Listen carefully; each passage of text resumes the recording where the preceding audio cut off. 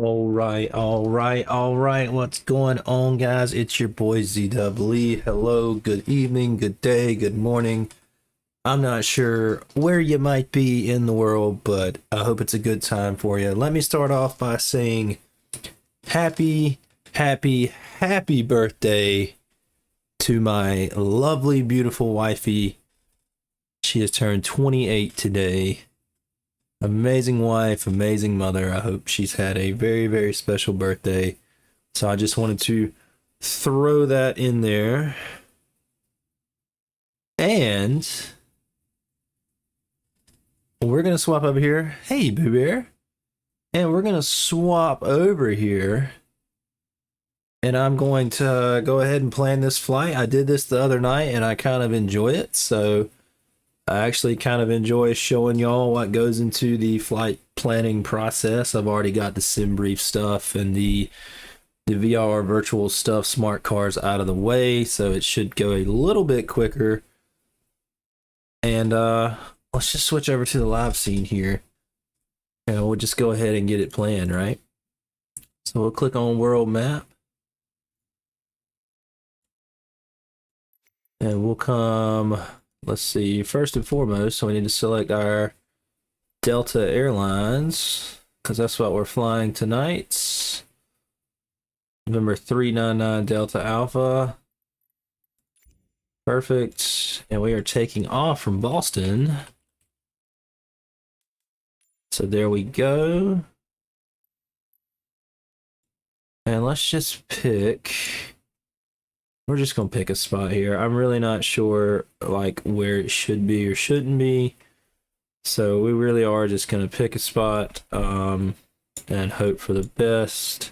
It says I'm taking off from 3315. There's 33. That's a long taxi, bro. I don't know if 33 is accurate, but we're just gonna select the gate here. I really don't know an accurate spot to park at the gates for Delta, but we're just gonna select the gate at Boston. We're flying down to Atlanta tonight. So while that loads in,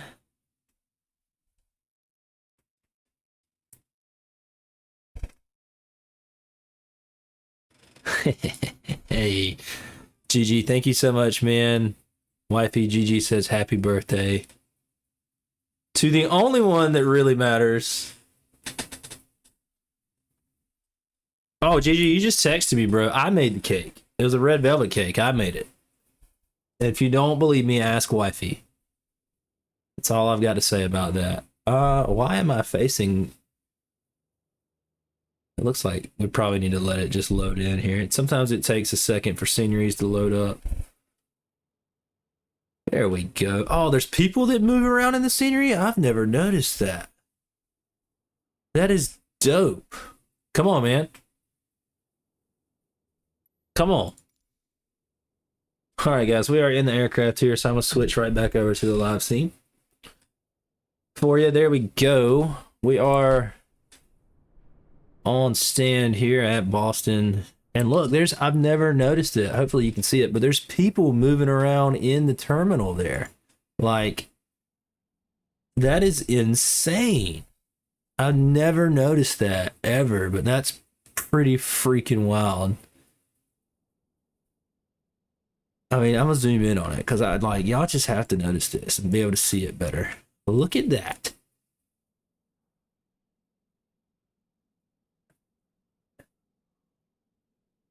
Look at that. There's people walking around in there.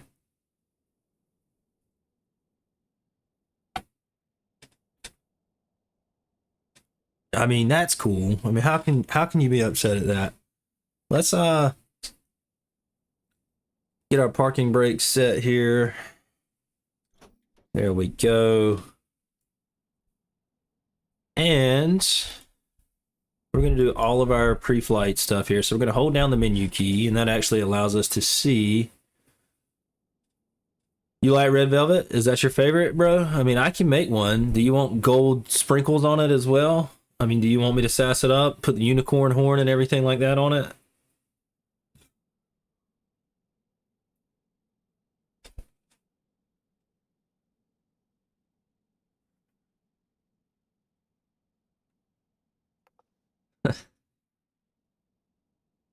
I didn't even notice if we had the correct controls. We do. Everything looks good. There is our HUD up there. It is. So everything's good. Don't have to glam it out for you. Just kind of simple red velvet cake, cream cheese icing, and you're a happy man. I think I might be able to hook that up.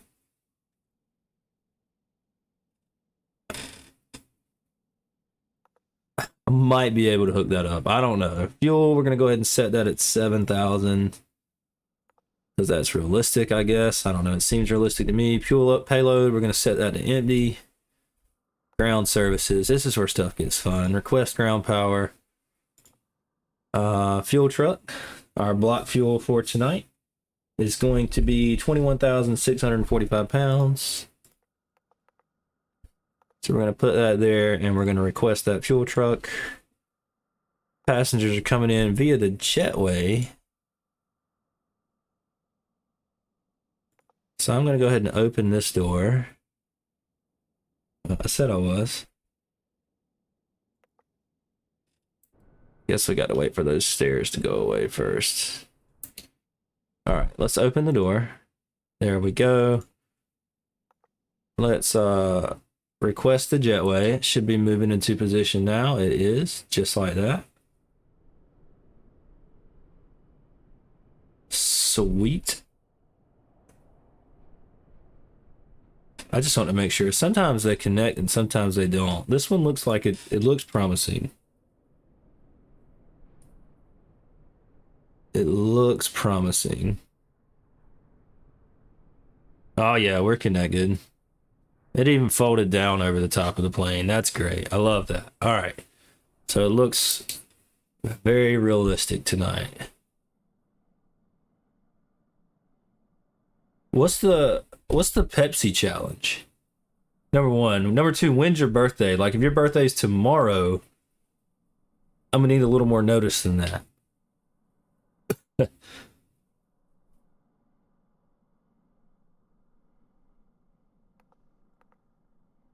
All right, we're gonna go ahead and request these galley trucks here. We're gonna get them coming. And our passengers tonight are 171. So we're gonna plug that number in there. And let's figure out our baggage. Should be 4520 in the front.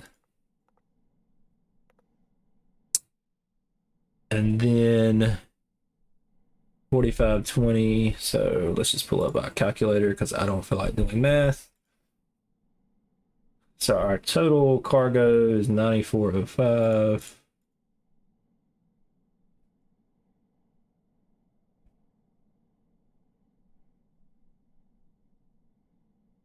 So 4885 in the rear. And we're just going to go ahead and request all of those as well. And we're all set up and good to go. So we're going to come over here. Pretty much go ahead and get this one on as well.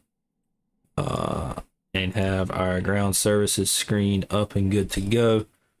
So now, for the fun part, we can connect to VATSIM. Just like so. And we can go ahead and start our checklist by getting our batteries turned on, our emergency exit lights turned on. We'll get our dome lights on as well.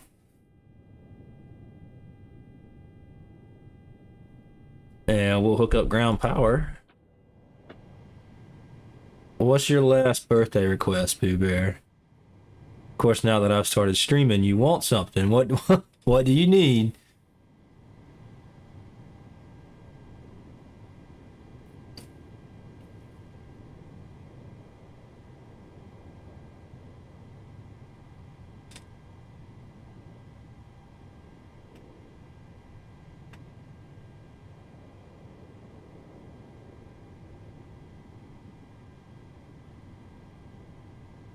Yes. I will make your coffee. I will take care of that. That was not rude. I will take care of the coffee. I promise. We're gonna get our lights set up. That cursor.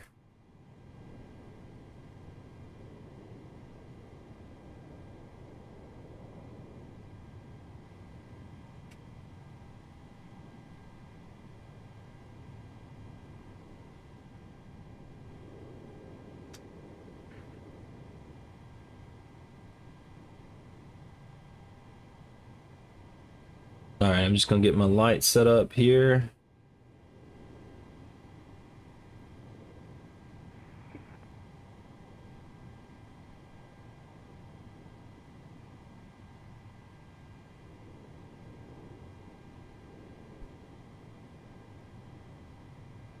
No, I don't think I turned down the brightness over here on the first officer's screens. I did not. So we'll just twist those back just a little bit.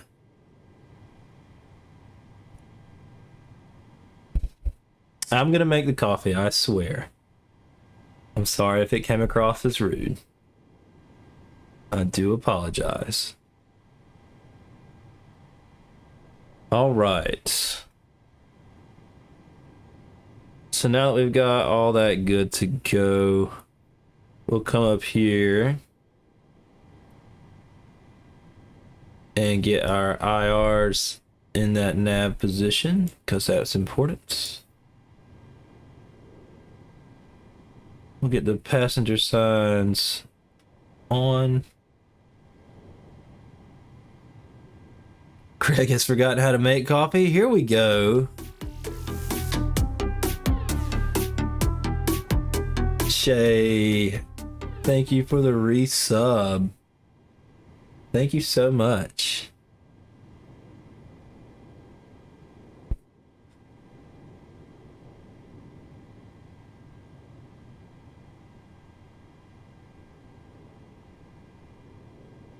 Wait a minute. Greg, you just texted me a picture of red velvet cake here. Is that one you have right this second? Like right now?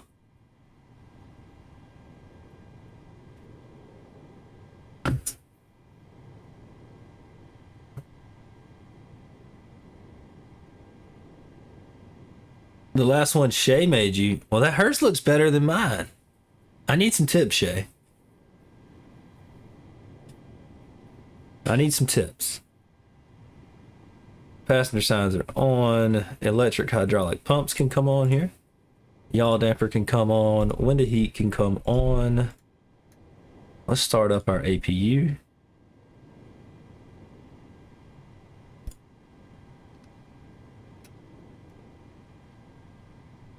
Felix, what's up, man? Buttermilk is the secret, huh? I mean, if she's making it from scratch, I made mine from a box, okay? You just landed in Miami. Nice. We're going up to 320 today. Tonight. 320, and the landing elevation in Atlanta is 1026, so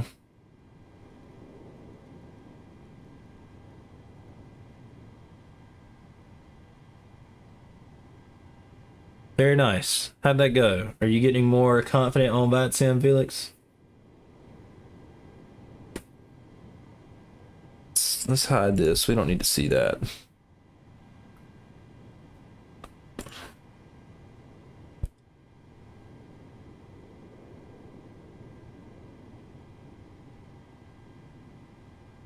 All right, we're gonna get the APU generator on here.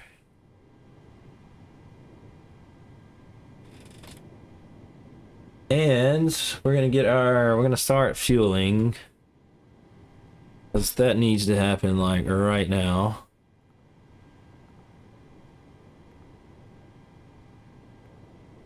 So we're gonna start fueling here. We're gonna release the galley trucks and we're gonna start loading baggage just as soon as they get here. I mean, mine's that heavy too, man, but I mean, I don't think it's that heavy.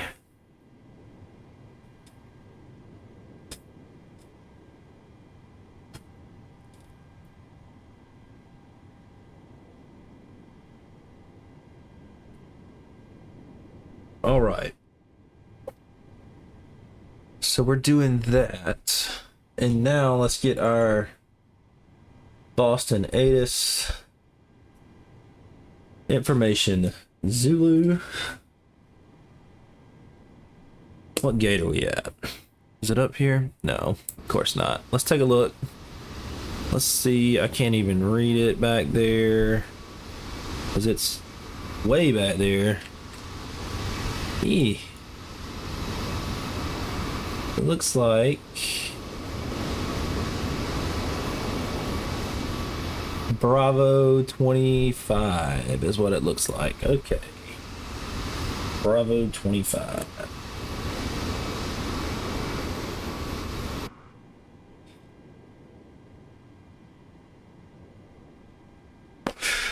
Oh, thank you for that, Greg. Thank you so much. Information Zulu. We'll set our altimeter while we're in here.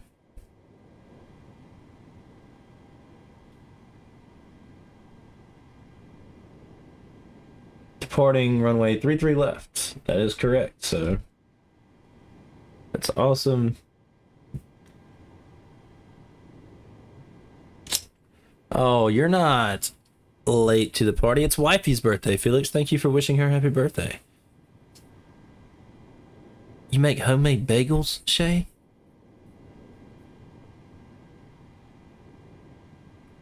Homemade bagels? I mean, that's awesome.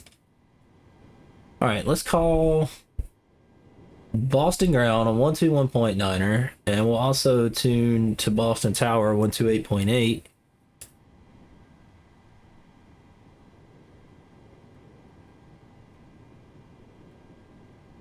And we'll get our clearance here. Boston Ground, good evening. Southwest 727, radio check. Loud and clear. Alright guys, and now that we are talking to ATC, I'm going to mute Spotify here for a little bit so I can hear them really good. Echo, hold short of Echo 2. And we're gonna talk to them. Delta 1727, if I give it to you, are you able to taxi down to Echo? You should taxi down to Echo. We'll let the company go in front of us and then we'll be able to do that. Alright, hold position there and just let me know when you are able to go on either Kilo or Echo. Yeah, I'll be able to take Echo and turn up 1727. Alright, let's give him a call. Boston Ground, good evening. Delta 1077 is a type 737-800 at gate Bravo 25 with information Zulu requesting IFR clearance to Atlanta. Delta 1077, Boston Ground, on request, standby. Alright.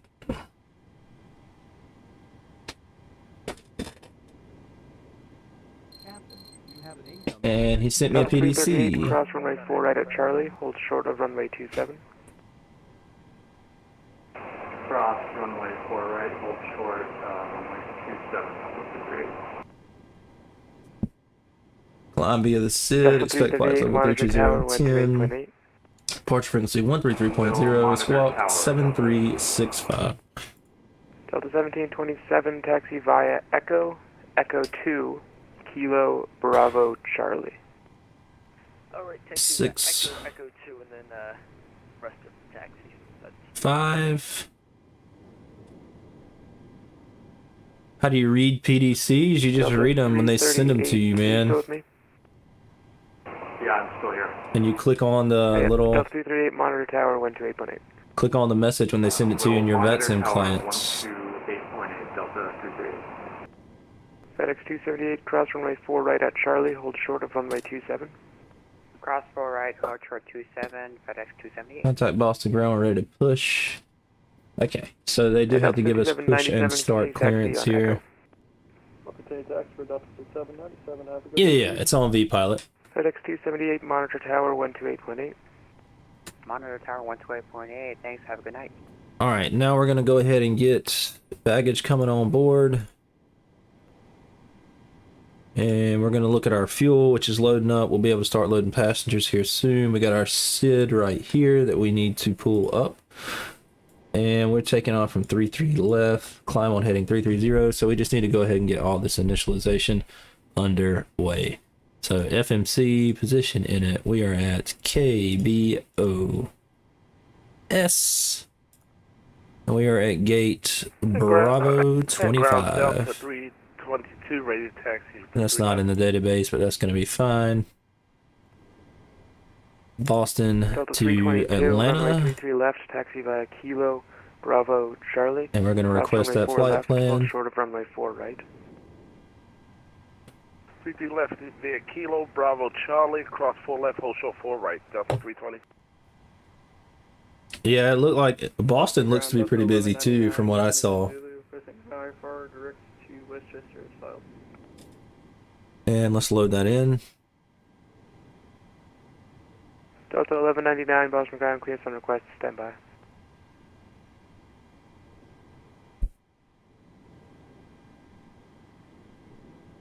And we'll activate it as well. Execute. Then we're taking off from 33 left, and we are Delta Airlines 1077.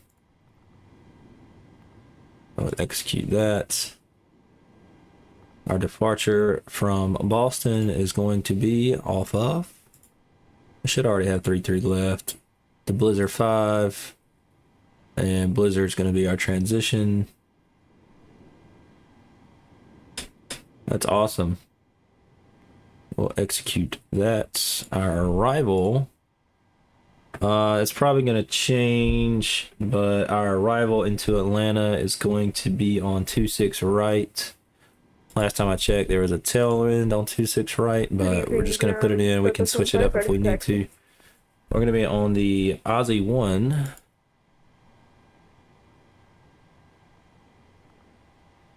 And our transition is flash. Ground runway 33 left, taxi via Kilo, Execute. Bravo, Charlie, cross runway 4 left, hold short of runway 4 right. And we got to maintain 5,000.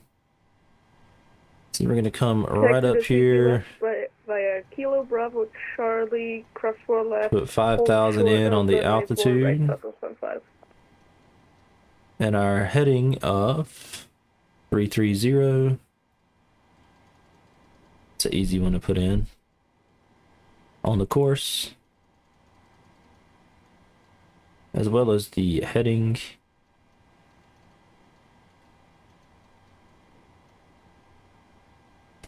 Perfect. Looks like we can release our fuel truck here.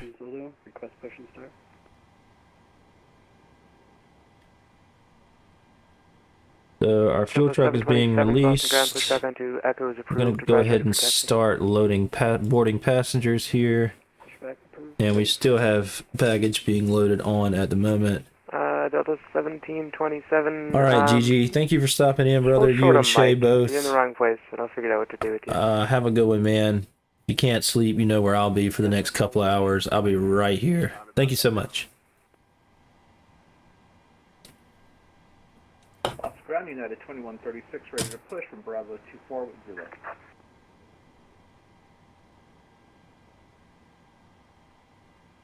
United 2136, Boston ground, push back onto Alpha approved, facing north, advise ready for taxi. Why does United look like that? North, United 2137, ready to taxi. Right, Delta 1727 to get you turned around, continue taxi on Bravo, turn left on runway Oh, there he goes. right, He's leveling out left now. on Mike 1, and then left Whoa. on Mike, and hold short of Bravo. What kind of pushback is this? He's popping a wheelie while he goes back. Bravo, left, right, left. Shay, you have a good night too. I mean, my man is gone. He's out of here. Out of here. That's a very interesting push. American 1549, ready to go at Bravo 19, we'll push. American 1549, your pushback into Alpha is approved, but use caution, the Southwest 737 right to left of you is also pushing. I'll give him the leeway.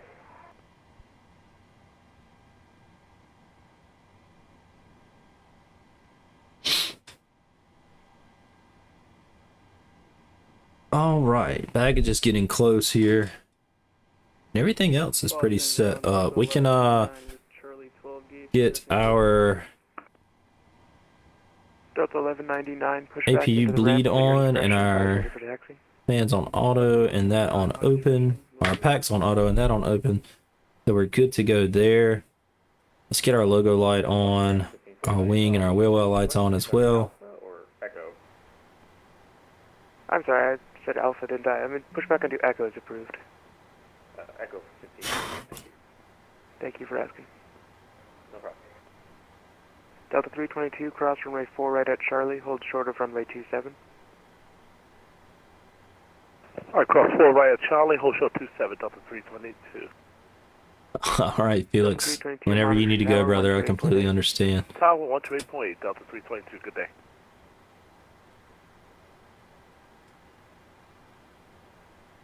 All right, we can release the fronts.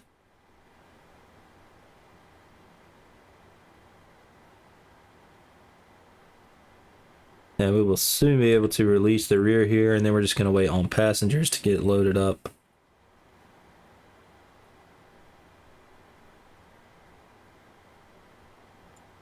Ground, good evening. It's Kira 29 doing fine on Bravo short of Kilo. All right, so we're just waiting on passengers. Care 29, Boston ground, taxi departing via Bravo Charlie. Bravo Charlie, Kira 29.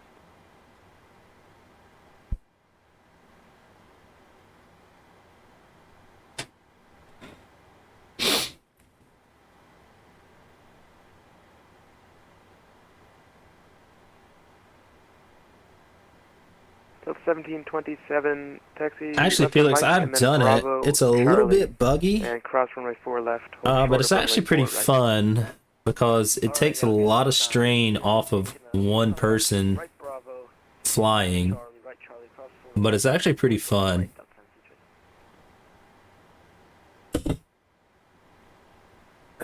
It's not my preferred, but it's pretty fun. I like it. Just because it is quite buggy, or it was when I tried it. Myself and Mr. Squirrel have done a couple of, actually we've done several because we did several getting everything set up and used to it. And then I think we've done one or two on stream. So it's not my preferred way. Runway 33 left, taxi via Yeah, but it's fun. Echo Bravo Charlie, cross runway 4 left, hold short of runway 4 right.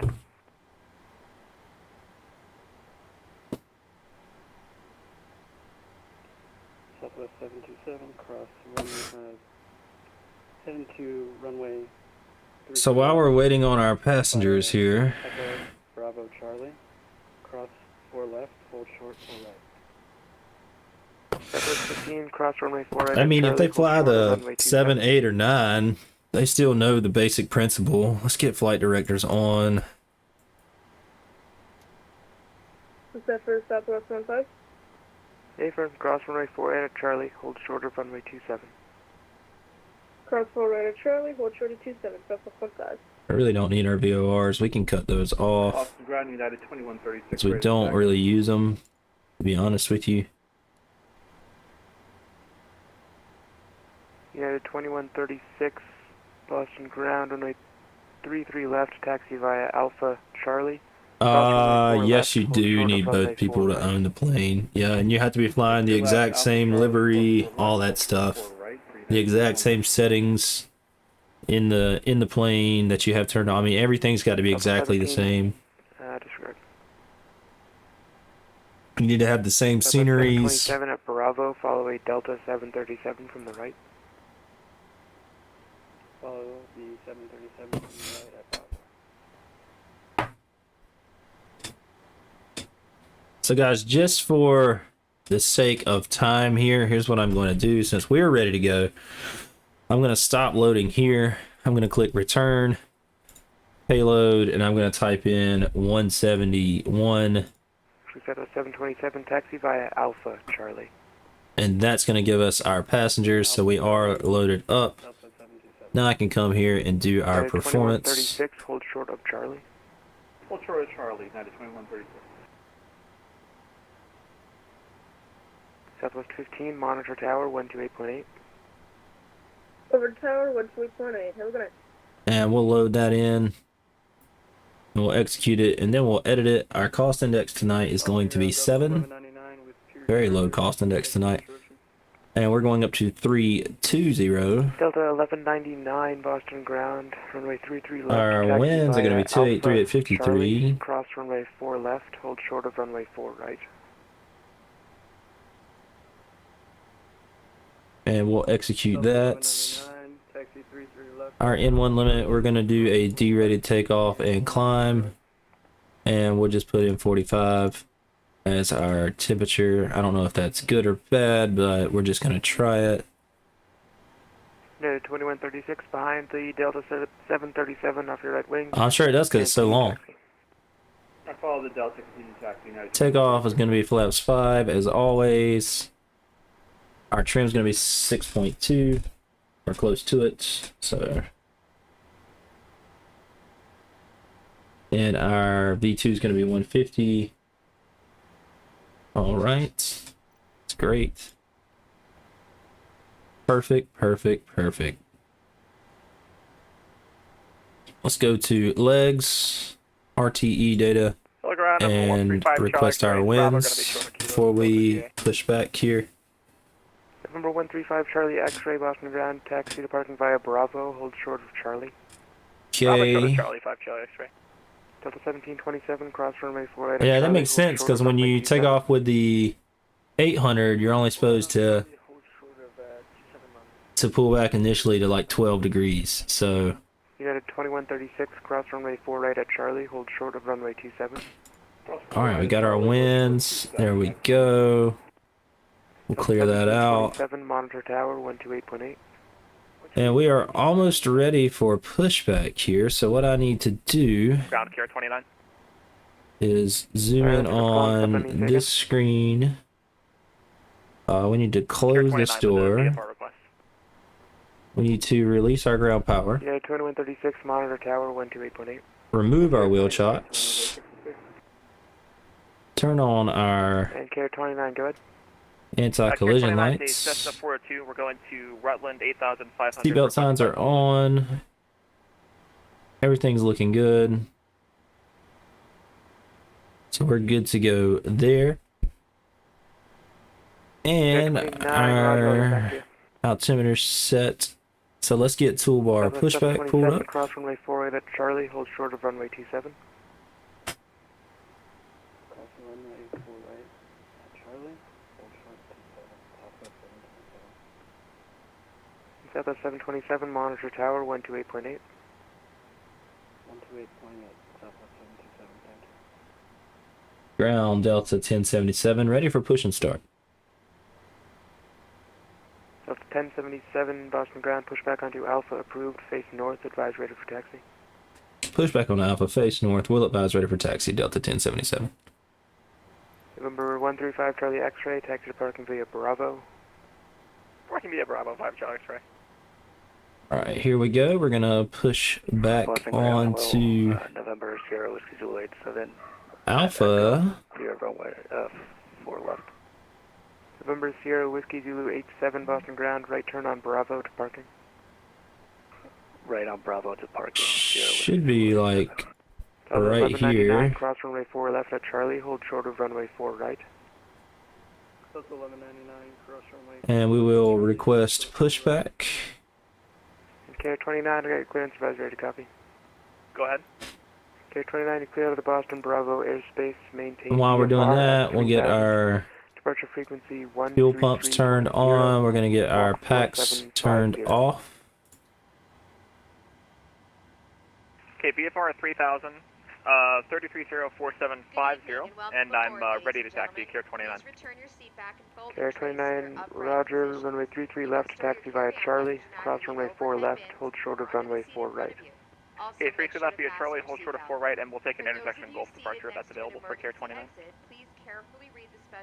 Roger, I'll go back to you. Delta 1199, cross runway 4 right at Charlie, hold short of runway 27. We now request that all electronic devices such as cell phones and laptops be either powered off or And Delta 1199, monitor tower, We'll notify 128.8. you when it's safe to continue using these devices. Delta 1199. Please remember, this is a non-smoking flight. Smoking aboard this aircraft, as All right, we're gonna release the parking brake. We're gonna push back here. laboratory smoke detectors, is prohibited by law. If you have any questions about our flight, please don't hesitate to ask a crew member. Thank you for your attention. KR29, it'll be full On length. behalf of the captain and crew, welcome aboard the KR29, flight. roger. Please ensure that your seatbelt is fastened and your seat backs and trays are in their full upright position.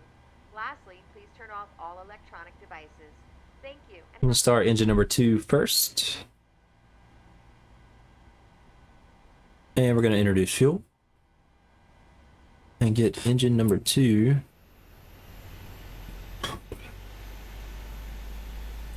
started up and ready to go.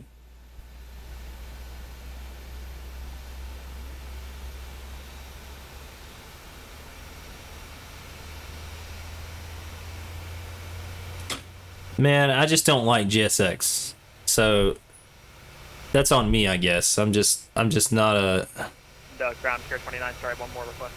I'm just not a GSX fan. What am I where am I pushing back to here? So I should be pushing back right onto Alpha. KR29, go ahead. Any chance we get depart here, 4 right at Charlotte?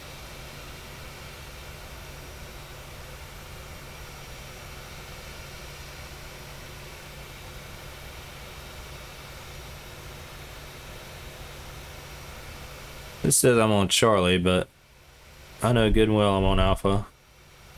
Alright, let's get engine number 1 started up.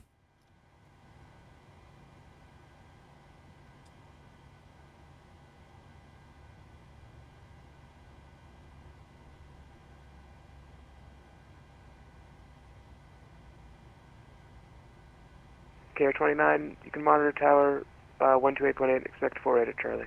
Thank you, sir. 128.8, KR29. And the fuel is coming in. Just take a listen at that. 4 at Alpha 7, ready to push. Delta 8864, Boston ground, push back into the ramp at your discretion, advise way to protect.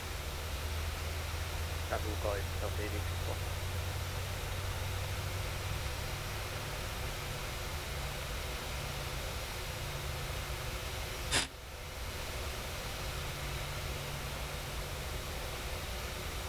Beautiful.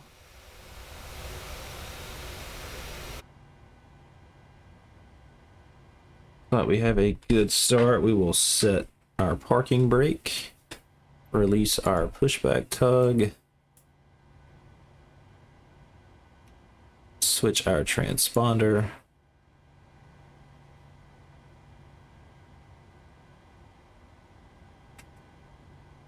Yeah, you might need a few there, Felix. You might need a few more. We don't need our dome light anymore, so we're going to get that off.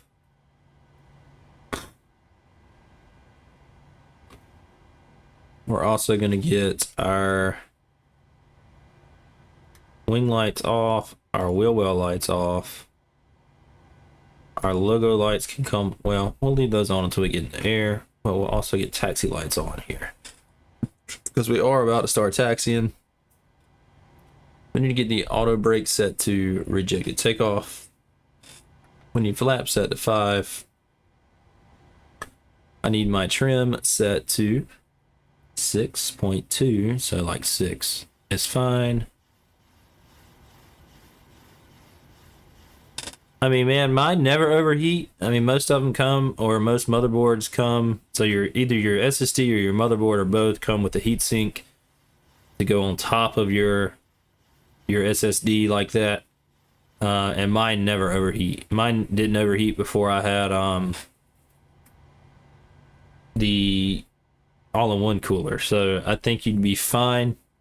Like, you really have to be doing something to make those things overheat, is what I'm trying to get at here. So we'll clear that out. Get LNAV, VNAV, and auto throttle turned on, 50, as well as our 5622, vacating 275 engine generators. going to Terminal E. Come up here and get the packs back on auto, isolation valve on auto, APU bleed off Charlie, and Alpha. APU off as well. Parking via Kilo Bravo Charlie Alpha. So we are ZDubLee good 5622. to go. We are ready for taxi. Most of them do. But like your motherboard should have some kind of heatsink on or heat shield on the cover that covers up the SSD. Boston Ground Delta 1077 is ready for taxi. Delta 1077, runway 33 left, taxi via Alpha Charlie. Cross runway 4 left, hold short of runway 4 right.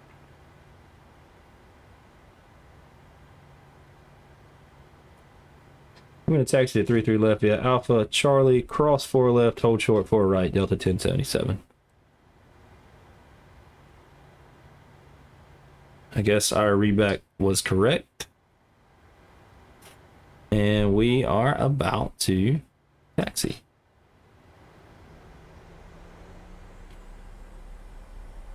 Whoa, whoa, whoa. Nose wheel steering. Good evening, Walker 1108. Is in the wrong location. Walker 1108, Boston Ground, go ahead. So our next turn off is going to be Charlie. Alright, Juliet, we're just going to pull off to the left here and we'll call you for a clearance. I just wanted to give you the heads up. Our brakes check. Alright, sounds good.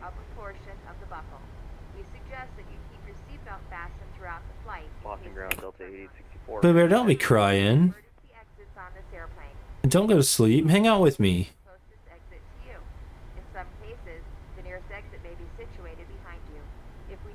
Alright, Delta 8864, say again. Floor level lighting will guide you toward any of these exits. Doors can be opened Boston Ground Delta 8864, ready to taxi with Zulu. Each door is equipped with an Delta 8864, runway 33 left, taxi via Kilo Bravo Charlie. Cross runway 4 left, hold short of runway 4 right, and brake JetBlue 50. Where did this guy come Straight from? on Bravo. He said give way. Just started turning onto Charlie, but looks like we got somebody here. Taxi runway 33 left via Kilo Bravo Charlie. Hold short runway 4 left. Yeah, Jimmy 5622, I've managed to get a nose-to-nose on the shortest piece of taxiway. Looks like it's resolving though. Let me know where you can go from there. I'm good, he's just gone through me, just like this. Jimmy 5622, I'm sorry about that. You can taxi parking via Charlie Alpha. Continue via Charlie Alpha, and just to verify, that was what I had in the first place, 5622. That's correct, that was all on me. You were right. Gotcha, okay, thank you. Speedbird 567 Heavy, ready, looking for a Charlie gate. Super 5657 Heavy, you're looking for the... Alright, we'll get our landing lights on here. Am I wrong? What heavy aircraft would a Speedbird be landing at for parking at? Usually the Echo Terminal, all the way at the top. Okay, then we'll take the Echo Terminal. This is my first time in Boston. Super 5657 Heavy, no worries. Taxi parking via Bravo Alpha 1 Alpha. Bravo Alpha 1 Alpha for activate. Speedbird 5657 Heavy. I mean, he was right there. Cross runway 4 right at Felix. Charlie, hold short of runway 27. Cross 4 right at Charlie, hold short, runway 27, Delta 1077. Delta 1077, monitor tower 128.8. And we'll monitor tower. Thank you for the ATC. See ya. Please read it through before we take off. If you have any questions, please feel free to ask myself or other crew members. Enjoy the flight and have a great evening. And approach, he'll give me already, that's in my EDC. And departure is going to be 133.0. So I'm going to see if I can go ahead and just get that tuned up here real quick. 904 Echo cross runway 4 right, hold short runway 4 left. Cross 4 right, short 4 left on Echo, connector 7.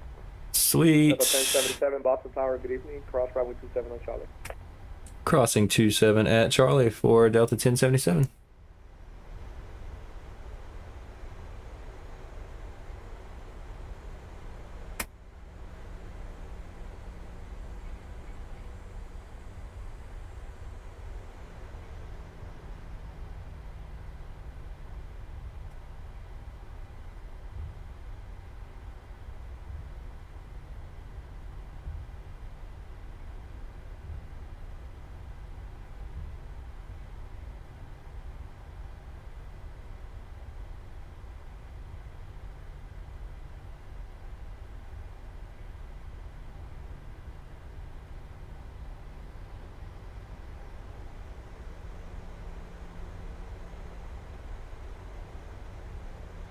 Kite 904, cross runway 4 left, ground point 9, work with the bus.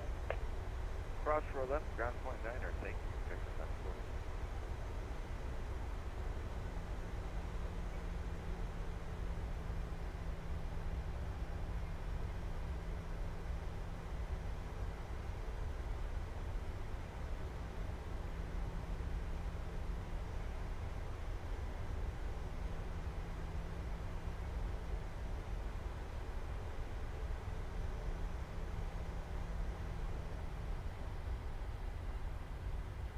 Delta 1077, wind is 28010, runway 33 left, clear for takeoff.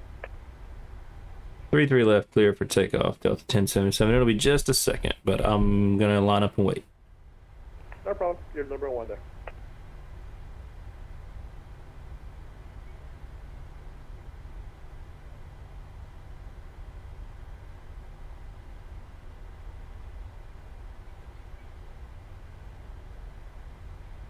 And Boston Tower, JetBlue 2432 is on the RNAV 32. Yeah, Blue 2432, Boston Tower, good evening, runway 32, clear to land, the wind is 28010. 32 clear to land, JetBlue 2432.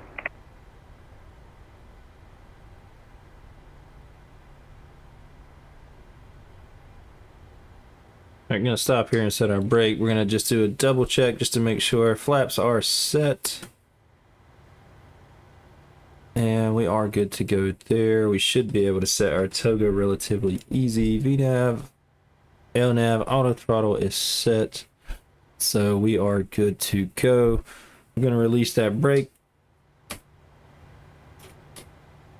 Spool these things up to 50% there. And then hit auto throttle. And we're gonna get right on up in the air.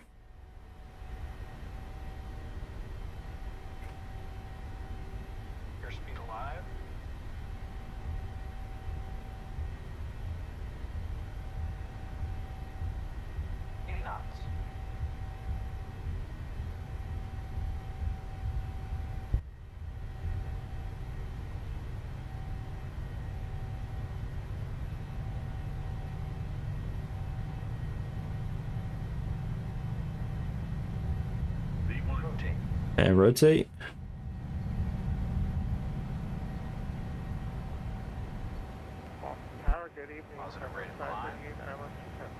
Positive rate. Gears coming up. Good land, the wind is 28010. Clear to land 27,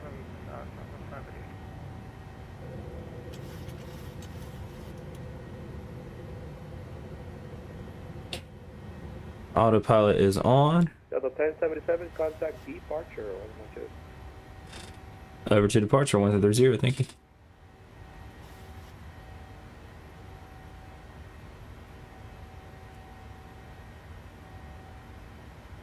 Boston departure. Good evening, Delta 1077, 1,400 for 5,000 on the Blizzard 5 departure. Frontier 8 flight 816, turn right heading 240, join the localizer and descend to maintain 2000. Alright, turn 240 down to 2000, Frontier flight 816. Delta 1077, Boston departure, radar contact, climb and maintain 14,000. Up to 14,000 for Delta 1077.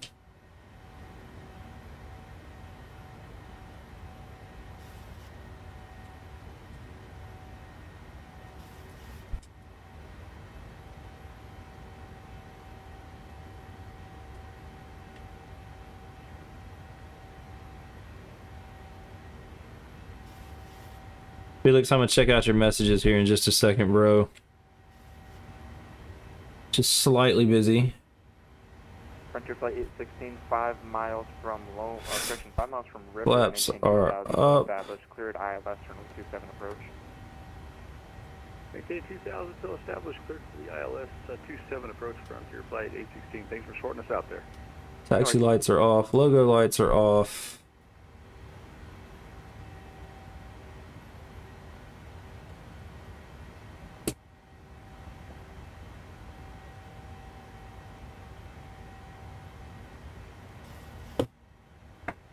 Let's get our Blizzard 5 departure pulled up here.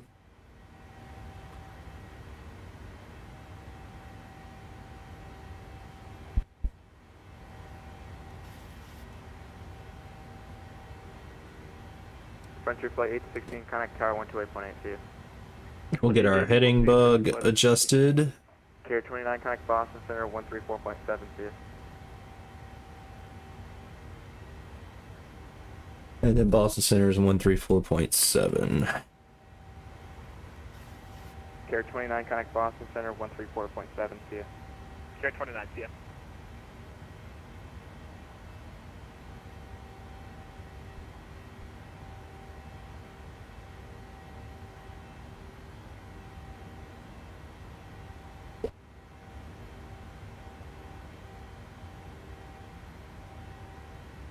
Awesome. All right, Felix, do I have Navigraph? Yes, I do. Delta 1077, contact Boston Center 134.7.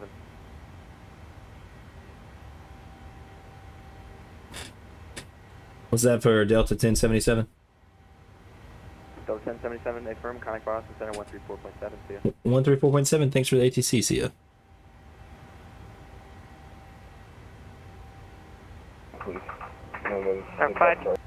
Our 526 Alpha Charlie, taxi to the ramp for your discretion.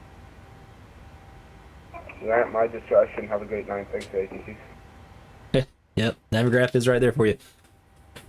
Boston Center, good evening. Delta 1077, 9,000 for 14,000 on the Blizzard 5 departure. Delta 1077 Boston Center, low contact flight level 320. Up to 320 for Delta 1077.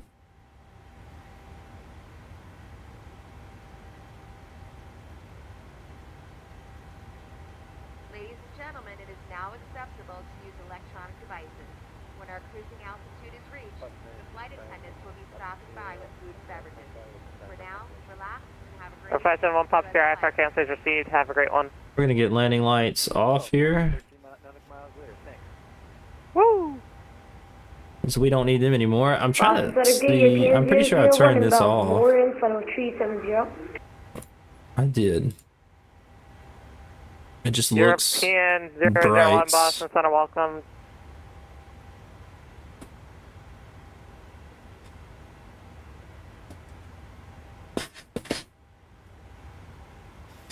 Check that Central out. aircraft, the entirety of Boston Center closes out in about 5 minutes. Well, let's see who they're gonna hand me off to, since they're gonna close in about 5 minutes. Boston Center, Walker 3242, down secure at Albany Park at County. Probably maybe go to Unicom. Walker DC Center probably gonna 3242, close, Boston but Center, it's roger, fine. thank you. Delta 421, contact Boston approach 133.0. Boston approach 133.0. Have a good night.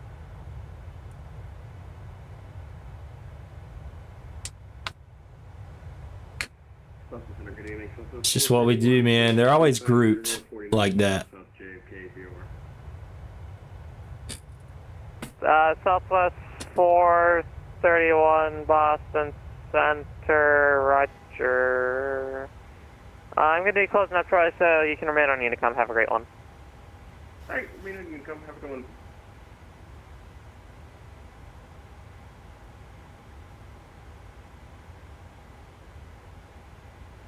Delta 322, let my airspace, nearest close for exchange approved.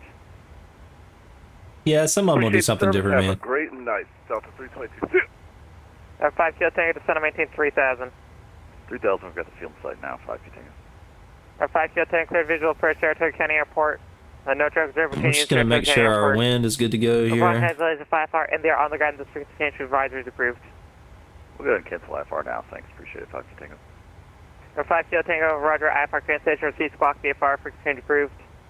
See you. Oh, it's fine, Felix. It's fine, bro. We're not worried about it. It's okay. But now that we're in the air and don't have to follow but so many commands, what we're going to do is we're going to get our headphones back on American here. 1101, cross EBDOT, at a maintain 1000, Burlington, altimeter And we're going to listen to some more music. 2967, crossing 11,000. Boston Center, European 001, Mayday, Mayday, Mayday, passenger incapacitated, requesting vector is JFK. European 001, New York Kennedy Airport's not my airport, descent your discretion. New York's closed, fixed change is approved. See Unicom, have a great one. Roger, 6, goodbye, European 001.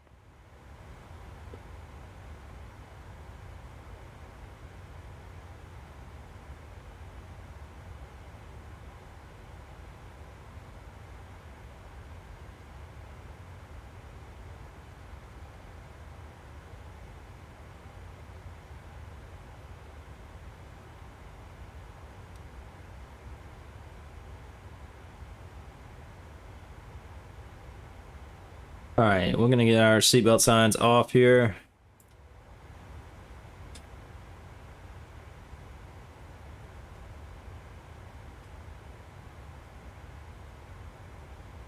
I think it was lagging because of me, man. I'm getting a little bit of lag, but not too terribly much.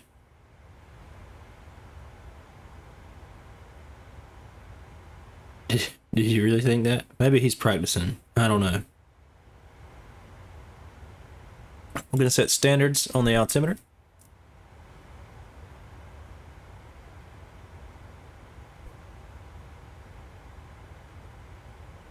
You know what I did forget to do is switch that to TARA. I also forgot to get traffic turned on. Shame on me, as well as weather, even though you can't see the weather.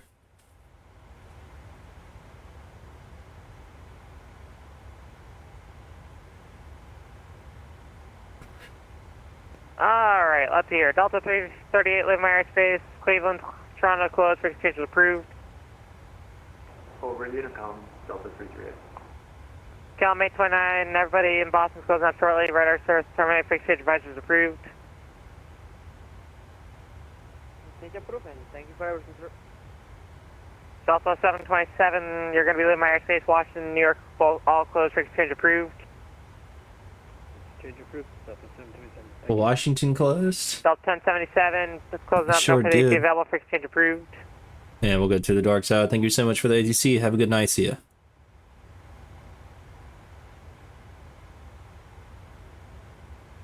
American 1101, closing up. No for the AC available. Frequency change approved. And now, Washington was on. I figured people would be closing up as I was flying, because I always do fly so late. So I figured that would happen. But at least we had coverage for our takeoff and departure. That's pretty cool. So maybe Atlanta Center will stay on, because they seem pretty busy earlier, because Charlotte was busy, Atlanta was busy. So maybe we'll still have some ATC going into Atlanta. That would be pretty cool. Right now, Atlanta Center is on.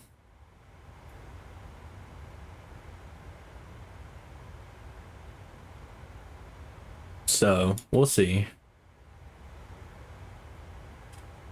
Yeah, JFK guys are good.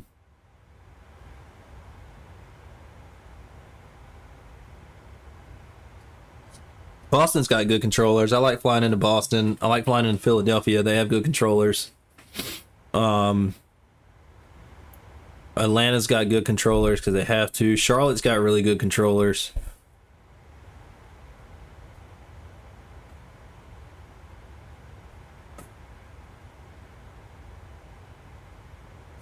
And then if you go to the West Coast, I mean, I've flown into a lot that have, like, Denver's got good controllers. The West Coast has good. I mean, you got good controllers everywhere, really. But I mean, and then you got some bad controllers who have attitude issues because they think that they are the end all be all of flight sim ATC. But I'm not going to get on that soapbox. But it is what it is. Yeah, Charlotte has normally got pretty good coverage, and if like one person's on, like everybody's on, like you said. But I like flying into and out of Charlotte because you're almost guaranteed to have some kind of coverage, and you get those pissed off controllers. I don't know, you get controllers that just have a god complex, to say the least. I don't know, I don't understand it.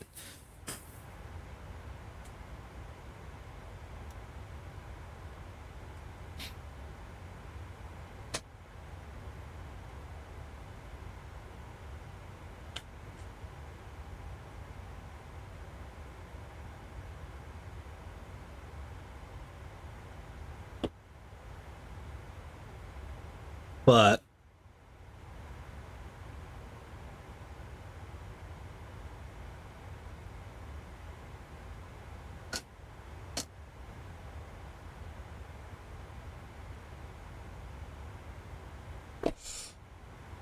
for the most part, your VATSIM controllers are really good.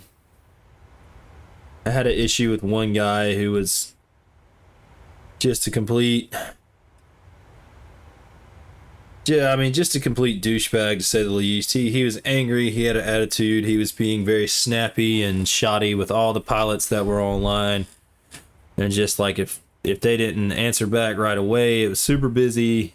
You know, it was hard to get across on the radio, and if they didn't answer back right away, like, he was pissed. If they got the instructions wrong, he was pissed because he was giving instructions to more than one aircraft at a time, and it was just a messed up situation.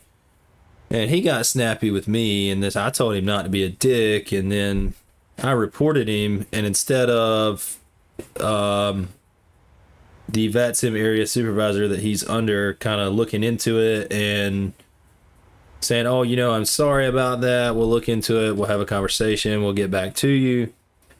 They just told me that I was wrong for reporting this controller, and the controller was a great controller, and this, that, and the other. And I just didn't want to hear it, man, because, like, yeah, the controllers like to treat it like a real thing, and so do your pilots, but at the end of the day, it's still a sim, and it's still, to me, and I'll probably get shunned for saying this, but to me, it's, I play this sim on my computer. I downloaded it from the Xbox Game Pass Marketplace. It is a game. It is a sim, but it is a game. It's very realistic, but just because I play this sim all the time doesn't mean that I'm going to hop in the cockpit of a 737 and say I can fly this thing. You know what I mean? So, yes, it's a sim, but it's not it's not a credible sim as far as piloting an aircraft goes. So, if that was the case, everybody everywhere would have their hours for their private pilot's license, and they wouldn't have to go through ground school. They wouldn't have to fly a plane in real life. They wouldn't have to fly with an instructor. All their hours would count from Microsoft Flight Simulator in their logbook there. So that's just my soapbox on that. But pretty much the supervisor told me I was wrong for reporting them, and so that's when I realized that VATSIM is probably a good old boy system.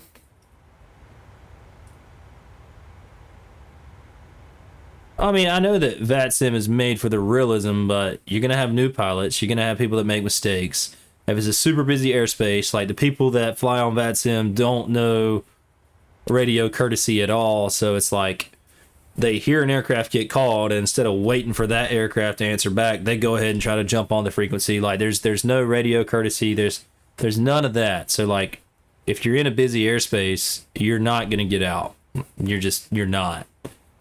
You have to kind of step on people to do that. So, you know, and then the guy was being a dick, and I didn't appreciate it, man, because we all get up here for one reason and one reason only, because we love the sim and we love to fly the planes. And I just don't think you should be like, if I was a dick to the controllers, I would get reported and reprimanded and you know, whatever. But if the controllers are a dick to me and other pilots, well, then the pilots should have been doing their job right, or they should have been doing everything right on their end. It doesn't matter what the controller says, but if the pilot's a dick and the controller reports it, then woe be. So it's almost like woe be the pilot and never woe be the controller. And that's, I don't jive with that. People make mistakes, it's gonna happen. Ladies and gentlemen, at this time the flight attendants are making their way throughout the cabin with the drink cart. You may also unfasten your seatbelt and walk around. Relax and enjoy the rest of the flight.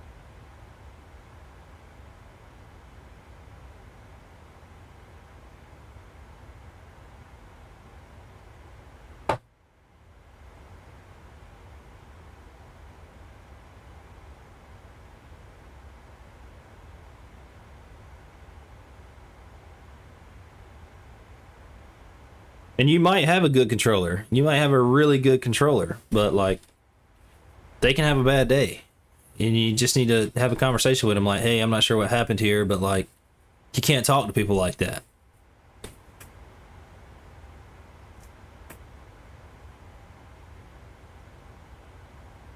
Yeah. I mean, that's true. That is true. I tried to go the controller route for a little while, and it's just too. I mean, I'm 32 years old. It was too much like school for me, and I was just like, I'm out. I'm done. Any idiot like this idiot can get on and fly on VATSIM and learn how to do the right things. But it was trying to be a controller was too much. I still think it would be cool, but there's just a lot that goes into it, and I don't have that amount of time to put into it. So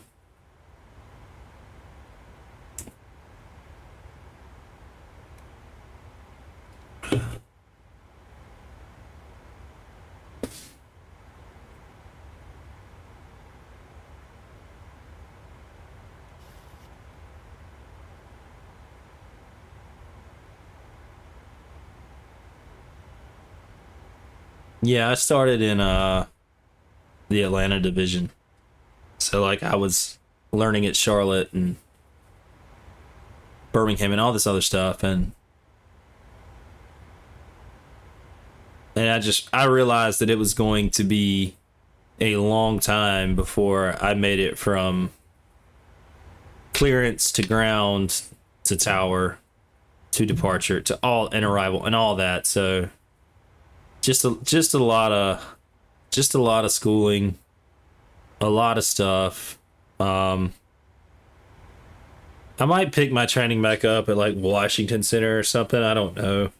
I don't know where they make you train at for Washington. I don't have them anymore.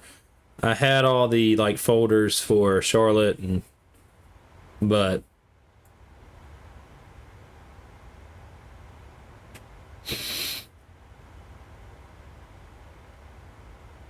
I mean, you can pick your home to be anywhere. Like I could have picked like LAX or LA Center, you know, so like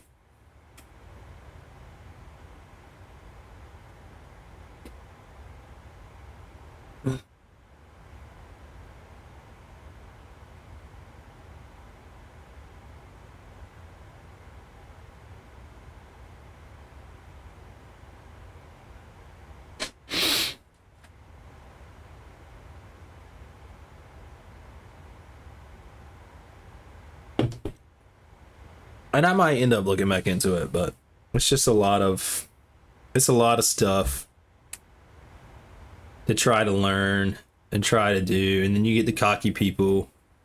And I think one thing that turned me off to learning how to be a controller was like they make you schedule your time, your training times with your instructor.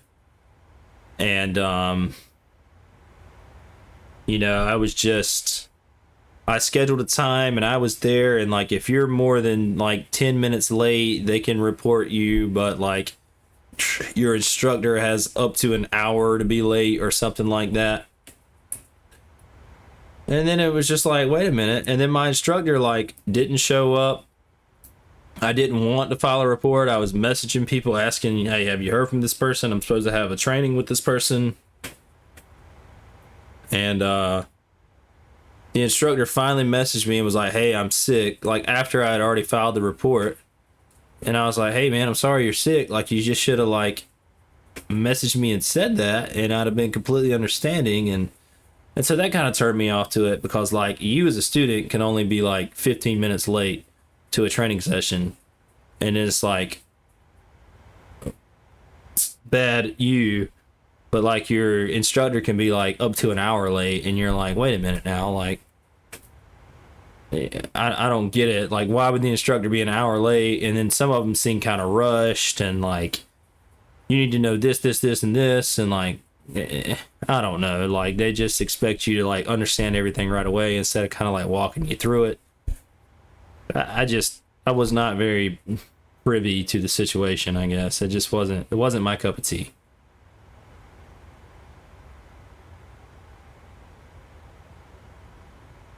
Like I was scheduling stuff out like 2 weeks in advance, and you know, we have a young daughter, and so I was like, and I was scheduling on like a Saturday morning, and so I was like, hey, I was telling my wife like, hey, I need like an hour on Saturday morning by myself so that I can do this training session. And I don't know, it was just a little inconvenient, but it's fine. Like maybe I can. Maybe one day I'll get back into it, because like I said, I do think it'd be cool to like get on here, control and stream it and do all that stuff, but and figure it all out. But until then,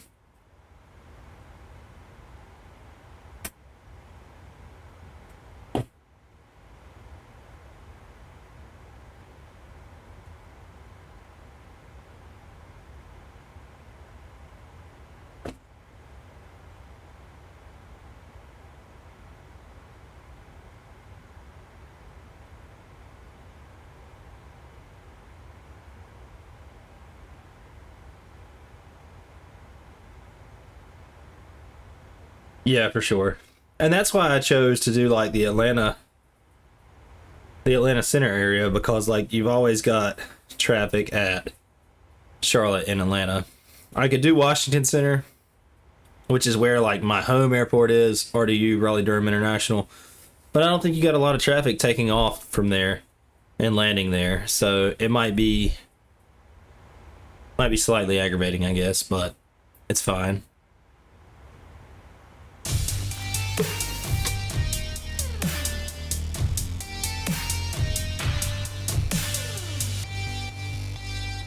Hey, thank you so much for that follow. Feel free to jump in the chat. Yeah, and that would be cool too. But like when you sign up, you have to learn on a specific airport. So like if you sign up for whatever center zone, and they make you learn on a specific airport, like not their busiest airport, but one of their busier airports. So like when you sign up for the Atlanta center area, you don't learn on Atlanta, you learn on Charlotte, and then you have to like to move your way up to Atlanta, you have to be checked off on Atlanta. So it's a different ball game. But Willis Tower 4, thank you so much for that follow again. Feel free to jump in the chat and hang out here.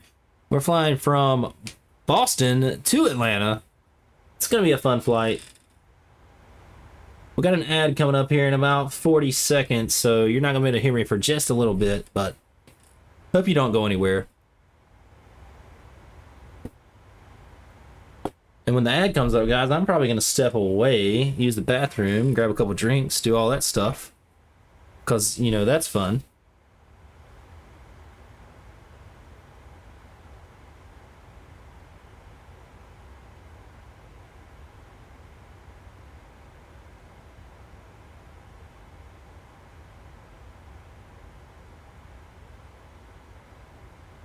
All right, Felix, I understand, dude.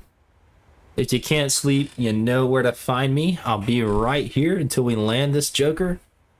But other than that, you have yourself a good night, a good day, since it's morning for you, and I will catch you on the next stream, brother. Thank you so much for stopping in.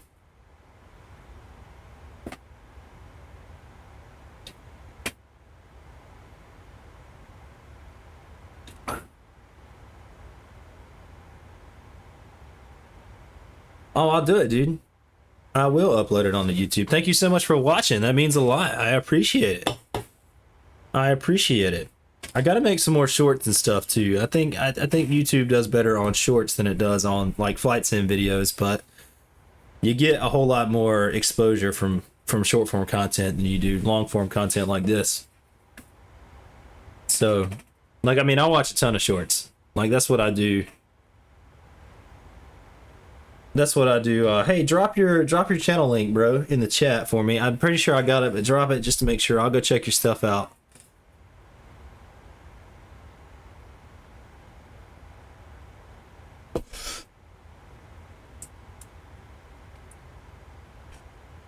It's on the Discord.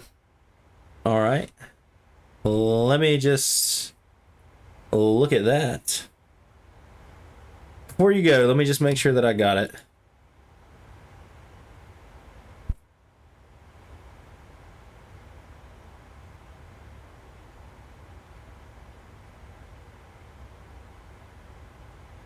Felix, I got you right here. You're posting in there and sell promo. I got you, bro. I'll definitely check that out for you. There you go. It's in the chat.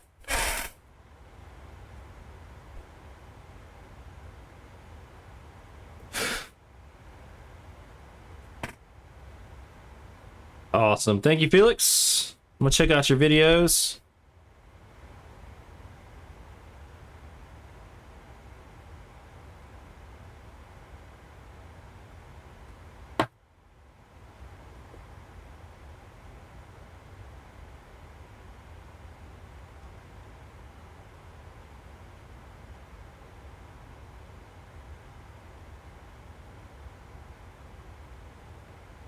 All right, well, on that note, I'm going to step away here for just a second. I'm going to use the bathroom. I'm going to grab me a couple drinks, and I will be right back.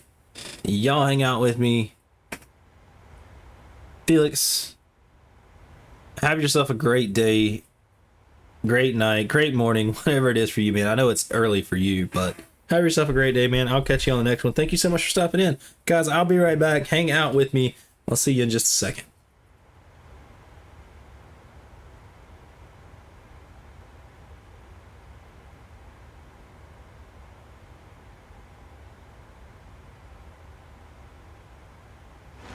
It has been my sincere honor serving with you all. This will be my final transmission. 1697 on a 10-mile final for runway 22 left.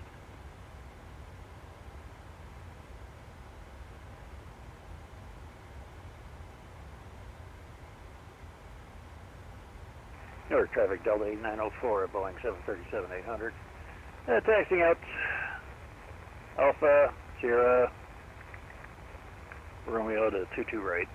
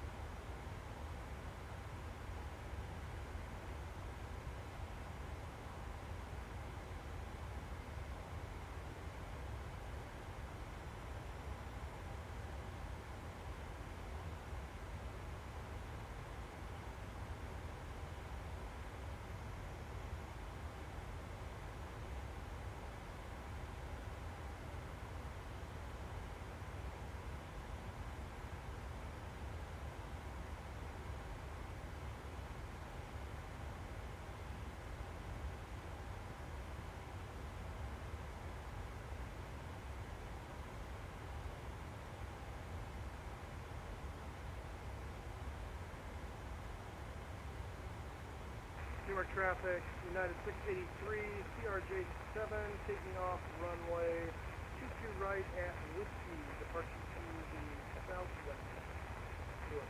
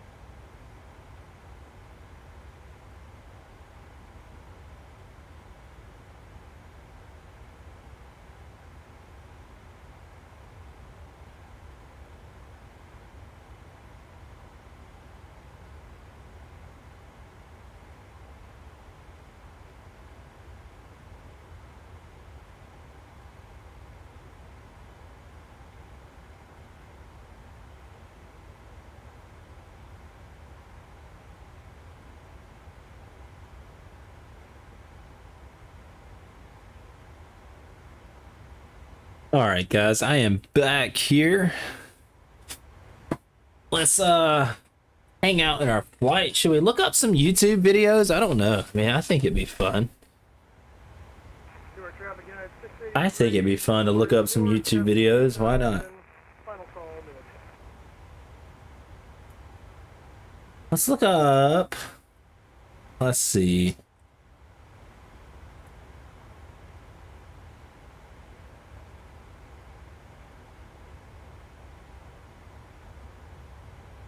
All right, let's look this up. We're gonna pause that here so that y'all. Actually, I got to move it over here so that we can see it. That's great. Let's get the window capture set up for y'all.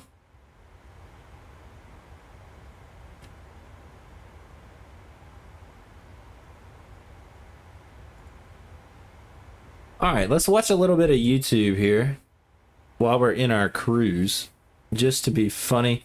Guys, I will mute Spotify once again so that we can hear it, so that we can hear the video really well. And I'll get that cut up. All right, let's watch a video here. Ladies and gentlemen, top of the evening to you. Thank you for coming out and joining this evening over to Iceland. Our flight time is going to be 2 hours. In command of our aircraft tonight is Captain Justin. He's assisted this evening by First Officer Michael. Your cabin staff, George is in the back of the aircraft, Chris at mid-cabin, and Robert up front. We're going to ask you at this time to direct your attention to the flight attendants. We're going to point out the safety features of the 737-700 series aircraft. Now, ladies and gentlemen, in the event that you have not been in an automobile since 1942, we're going to show you how to fasten these seatbelts. Watch closely. Do this. To unfasten it, you do that. That seatbelt needs to be low and tight across your hips, just like the hot pink Speedo I'm wearing tonight when we get to the hotel hot tub. Folks, you don't like the jokes of service tonight? 6 ways out of this airplane. Feel free to use them. There's going to be 2 forward exit doors, 2 overwing window exits, and 2 rear exit doors. There's signs on the ceiling. There's disco lights on the floor. They're going to lead you to these exits. Now, in the seat back pocket in front of you, it's a safety information card. You'll want to read it before you need it. It outlines the safety features of this particular aircraft. Now, in the unlikely event that our captain decides to turn the Love Airlines Southwest Airlines into a cruise this evening, we'll instruct you how to remove the life vest from beneath the seat. Ladies and gentlemen, it's a life vest, it's not a toilet seat cover. It goes over your head. You bring the black strap around your tiny little waist, you snap the 2 ends together and pull to tighten. To inflate the life vest after you exit the aircraft, you pull down on the red tab. Those of you that have to do absolutely everything the most difficult way, and those overachievers, will you blow into that red tubing located at the shoulder? The very best of luck to you with that, but then keep kicking and paddling over to the cabin shore. We'll be behind you shortly. You're going to be able to recognize the cabin staff. We're the ones toting that liquor kit. Passing through the cabin at this time, because simply and frankly, we do not trust you. We have trust issues. We're ensuring that your handbag is beneath the seat. Seat back, service tray full upright lock position. Your handbag all the way underneath the seat, and that your cellular phone is being used, not for texting or for video at this time. Ladies and gentlemen, thank you again for traveling with us. There is a non-smoking flight. If you have to have a cigarette this evening before we land, we have 2 entertainment lounges for you. One's out there on that left wing, the other one directly across the hallway on the right wing. You think you're talented enough to light it, you can certainly try and smoke it. But the rest of us, we're going to enjoy 2 feature films this evening. Gone with the Wind and Bye Bye Birdie. Very simple, very easy. Don't be naughty in the potties and leave the webcam alone in there or you end up on YouTube next week. Folks, $2,200 for tampering with the smoke detector in these lavatories. And you know if you had $2,200, you'd be on American Airlines back over there to Iceland this evening. Now, the gentleman and I, we certainly wouldn't have shown up for work tonight if we'd anticipated a decompression. But in the event of a decompression, 4 saffron yellow buttercup masks designed by Gucci and Martha Stewart, where they're going to drop from that compartment overhead. And to start the flow of the alcohol, you have to first stop screaming. You have to let go of the person next to you. You reach up and grab that mask, fully extending the plastic tubing. You place it over your big nose and mouth, and you continue wearing that mask and breathing normally until otherwise notified by one of your 3 fabulously dressed flight attendants. Now, ladies, if I can have your attention again. Ladies, for those of you traveling with someone that's going to need your assistance, and ladies, you know whom I'm exactly talking about. Yes, ma'am, him. That very dear husband of yours. Darling, when the masks fall, you may want to take my advice. Sit back. Relax. Think about it for a bit. Some more diamonds, diamonds. For those of you traveling with your children, why? For those of you back there traveling with 2 of your children, what in the world were you thinking tonight? When those masks fall, put the mask on the bright one. That one's going to contribute to your retirement book. Folks, we thank you so much for sharing your night with us. Do us a favor, sit back, relax, and enjoy our in-flight hospitality. Or you can sit up and be tense. That choice is yours. The pleasure to serve you tonight, it is most definitely ours. Now, we've got one final message for you before we depart. We love you, you love us. We're much faster than a bus. We hope you enjoy our hospitality. Marry one of us, and you'd fly free. Proposal, but you need to know one of us is a little higher maintenance than the other 2. Oh, that was good. That was good. Let's watch this one here. Southwest Airlines. They always have good announcements. Like, I just love it. I love Southwest Airlines stuff here.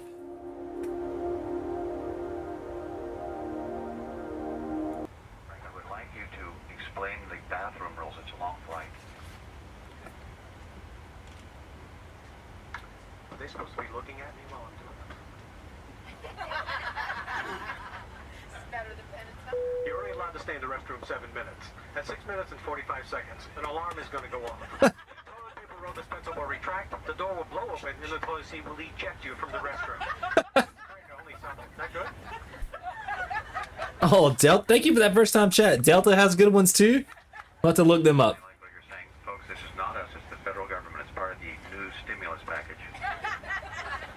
And now, one more thing, Frank. I think we have a couple minutes that we need to stall for just a few minutes while the pilots are looking at MapQuest. Okay. They're also making sure there's not more than one airport there. Okay, Frank, what are we doing at Southwest in this bad economy to make a little extra money?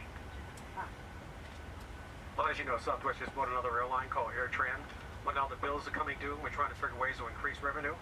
If you'd like a flu shot during the flight, it's only $10. We got the stuff from Walgreens. We got the gloves. We came to play. And by the way, if you'd like to get married to the person next to you, it's only $29.95, and the captain will be happy to come out of the cockpit and marry you.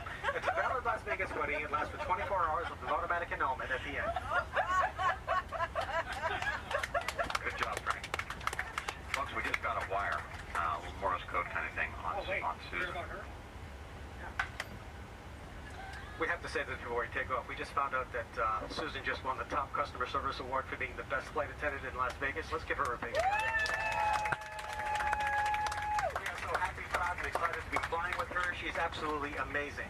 Unfortunately, both Clarence and myself have won no awards whatsoever. You can imagine the kind of service you're going to get from us. And being from Providence, if you want a drink, get it yourself. Frank,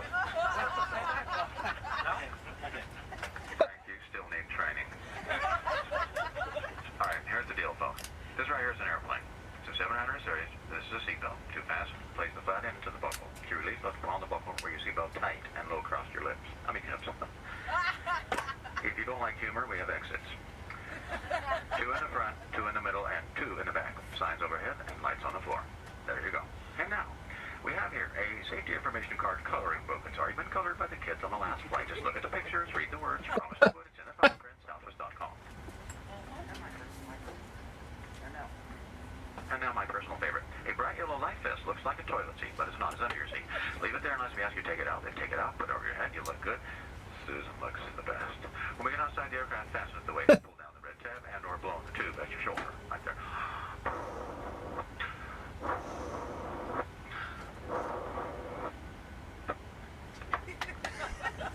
All right.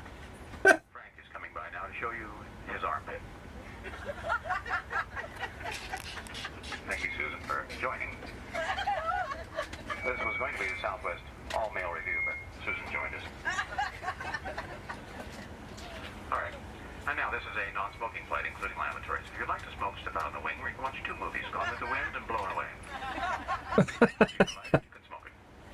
Federal aviation regulations requires passenger compliance with body passenger information signs, posted placards, crew member instructions regarding seatbelts and smoking. All that means is we're the boss of the plane. I love being the boss at work because I can't be at home.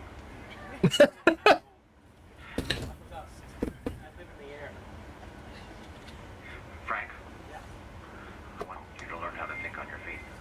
You got about 30 seconds here.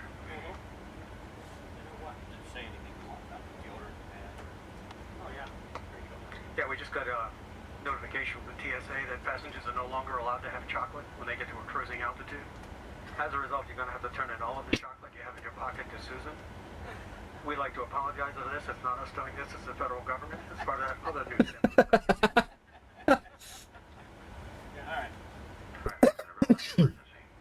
Four, oxygen mask will fall from the compartment above. Ma'am, don't be afraid. Okay, let go of her. Pull down the mask until the plastic tubing is fully extended. Place the mask over your mouth and nose and breathe. Normally, the mask will be secured with the elastic strap. Although the plastic bag may not inflate, oxygen will be flowing. If you're traveling today with a small child, put your mask on first. If you have more than one child, decide which one has the most potential. All right, Frank. We're just trying to get everyone relaxed. Have a great day. Thank you very much for flying Southwest Airlines. We love you. Thank you. He's my supervisor. Copy everything I know. Clarence can't hear me right now, but what's going on here, ladies and gentlemen, is I'm the undercover boss. I own this airplane. I've had a lifestyle lift. I'm in disguise right now. I'm only 35 years old. Anyway, welcome aboard. We're going to have some fun. That was good. That was good. I enjoyed that. That was funny. Did you feel a bump? No, I didn't feel a bump. Frank doesn't think there's ever a bump when there's a landing. There was one bump. That was not the pilot's fault. It wasn't my fault. That was not Frank's fault. That was the asphalt. Oh, it was that. And now, Frank. Here's the deal, passengers. Please remain seated. Seatbelts bent. There's the asphalt right there. Oh my heavens. Be careful when opening overhead bins. Items tend to shift during flight. Shift happens. Now, here's the deal. Frank and I are having a good time. We hope you're having a good time. We hope you come back and see us. Sometimes people like to write letters. You can go on southwest.com and, say something in the email. You can write a handwritten letter to Southwest Airlines, Dallas, Texas. And now, Frank, what if they have a complaint? Send it to our northern office, Northwest Airlines. Yeah. Okay, Frank says if there's any complaints, goes to our north office, Northwest Airlines, Minneapolis, Minnesota. Thank you, folks. And Frank has more to say. Yeah. On a more serious note, we all know that freedom is not free in this country, and we have a lot of men and women around the world in this country, even on this airplane, who are protecting us every day of their lives, and we just want to say thank you so much for what they do. We thank you for your service and your sacrifice, and we just want to say God bless America, and God bless the United States military. Very much so. Absolutely.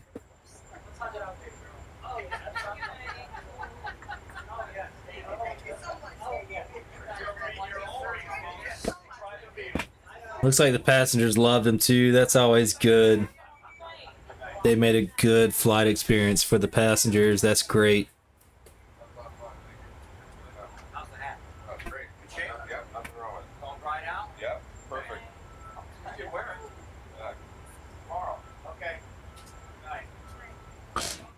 All right, let's not pause. Let's resume that.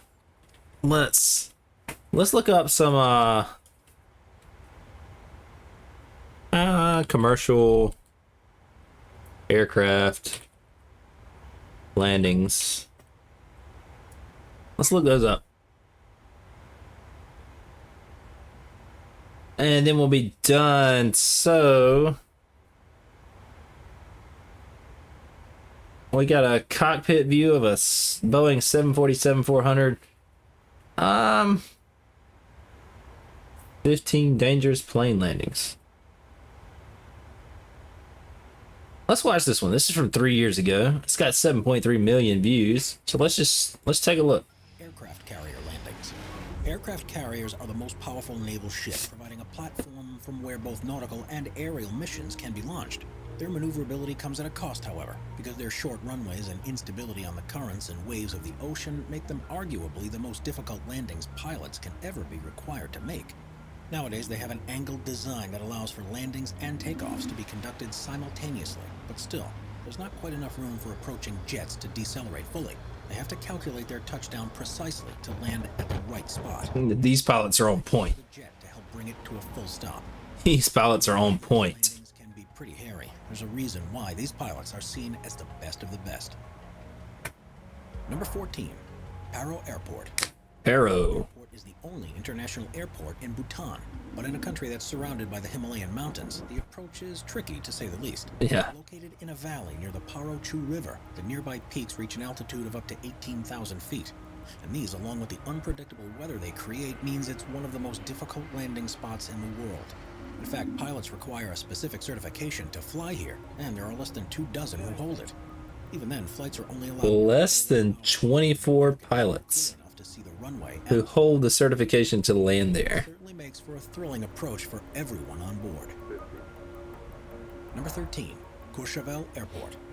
Courchevel Airport serves a ski resort in the French Alps, and as you'd expect from a landing strip on a mountain, things are far from normal. First is that it's extremely short, at a length of only 1,762 feet. That is short. To correct this to help planes slow down, it's been built with a gradient of 18.6%. By landing on an incline, they decelerate much quicker than normal, but this poses extra complications. Pilots have to be precise when landing here, with so many mountains surrounding it. There's no opportunity for a fly-around for a second attempt. To make things even more difficult, the runway has no lighting aids or instrument approach procedure, which means the pilots have to calculate the best way to land in a different way each time. Number 12, Gibraltar International Airport. That looks. A piece of land at the southernmost tip of the Iberian Peninsula. That looks fun. Part of the United Kingdom. It's separate from the rest of the country of Spain that it's connected to. With so little space, it's a miracle that there was room to build an airport in the first place. But this has come with its compromises. It might not seem like there's anything too unusual on the approach, but pilots have to contend with harsh winds that blow across the Mediterranean, and have to time things perfectly. Unlike most airports where the runway is solely used for takeoffs and landings, the one here is bisected by one of the busiest highways of the town. What? Land too early and you might find yourself careening straight into a line of traffic. There's a highway that goes through the middle of the runway? In case users of roads miss the warnings to stop when a flight is approaching. Number 11. Oh my god. Airport. Corsair Airport is in southern Greenland and is one of only 2 in the country able to accommodate large aircraft. It's a vital transport hub for the region. Surrounded by glaciers and mountains, it's a challenging approach even for the most experienced of pilots, and it's not uncommon for slight miscalculations that can lead to the plane skidding off the runway. So difficult is it to see the peaks near this airport that there have been 2 fatal accidents as a result of hitting ice caps on the final approach for landing. This is probably clearly in the thoughts of every pilot flying here, and this is the reason extra training is needed before they're allowed to attempt it. Number 10, Barra Airport. The investment needed to build a dedicated runway and airport facilities can be far too expensive for some places, and on the small Scottish island of Barra, they've done away with tarmac altogether. This is the only place in the world where regularly scheduled flights land on a sandy beach. What? Things have to be perfectly timed, because during high tide, the entire runway is submerged beneath the water. Flights are limited to daytime hours only. Okay. In an emergency at nighttime that requires an immediate evacuation from the island, there is the option of illuminating the beach with vehicle lights, with 3 layouts that provide a landing distance of between 2,600 and 2,800 feet. Only twin otters use the airport. With the astonishing views while touching down, it's no surprise that this is regularly voted as one of the top airport approaches in the world. It does, of course, require a steady hand on the part of the pilot to Yeah, no doubt. under control, as one wrong move could result in ditching into a sand dune. Number 9, Matakane Airstrip. Lesotho is a small mountain country that's entirely within South Africa, and if you don't want to attempt one of the bumpy, steep mountain roads that lead up to it, your only choice is to go there by plane. With such remote villages and very little flat land, however, one of the runways in the country is possibly the most extreme in the whole world. Known as the Matakane Airstrip, it's mainly used by charities and medical flights to provide assistance to the nearby communities. That looks sketchy. Surface that's maintained by some of the locals, but the most notable thing about it is that it ends at a cliff that leads to a 2,000-foot drop. After navigating the peaks on the approach, pilots have to precisely touch down, otherwise they risk clipping the cliff edge. Takeoffs here are even more scary because the runway isn't long enough to achieve full lift, so the planes fall off into the precipice before gaining enough momentum to fly away. That's even more scary. Before we move on, be sure to subscribe to Top 5s with notifications on. Number 8. Kangahas Airport. Kangahas Airport is one of the busiest airports in South America. I wonder if ton content is in here.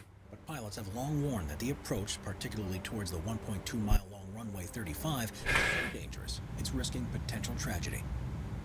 If you look out of the windows as the plane's about to land, you can't help but notice the high-rise buildings that surround you, and it feels like you're just skimming the tops of them during the final approach.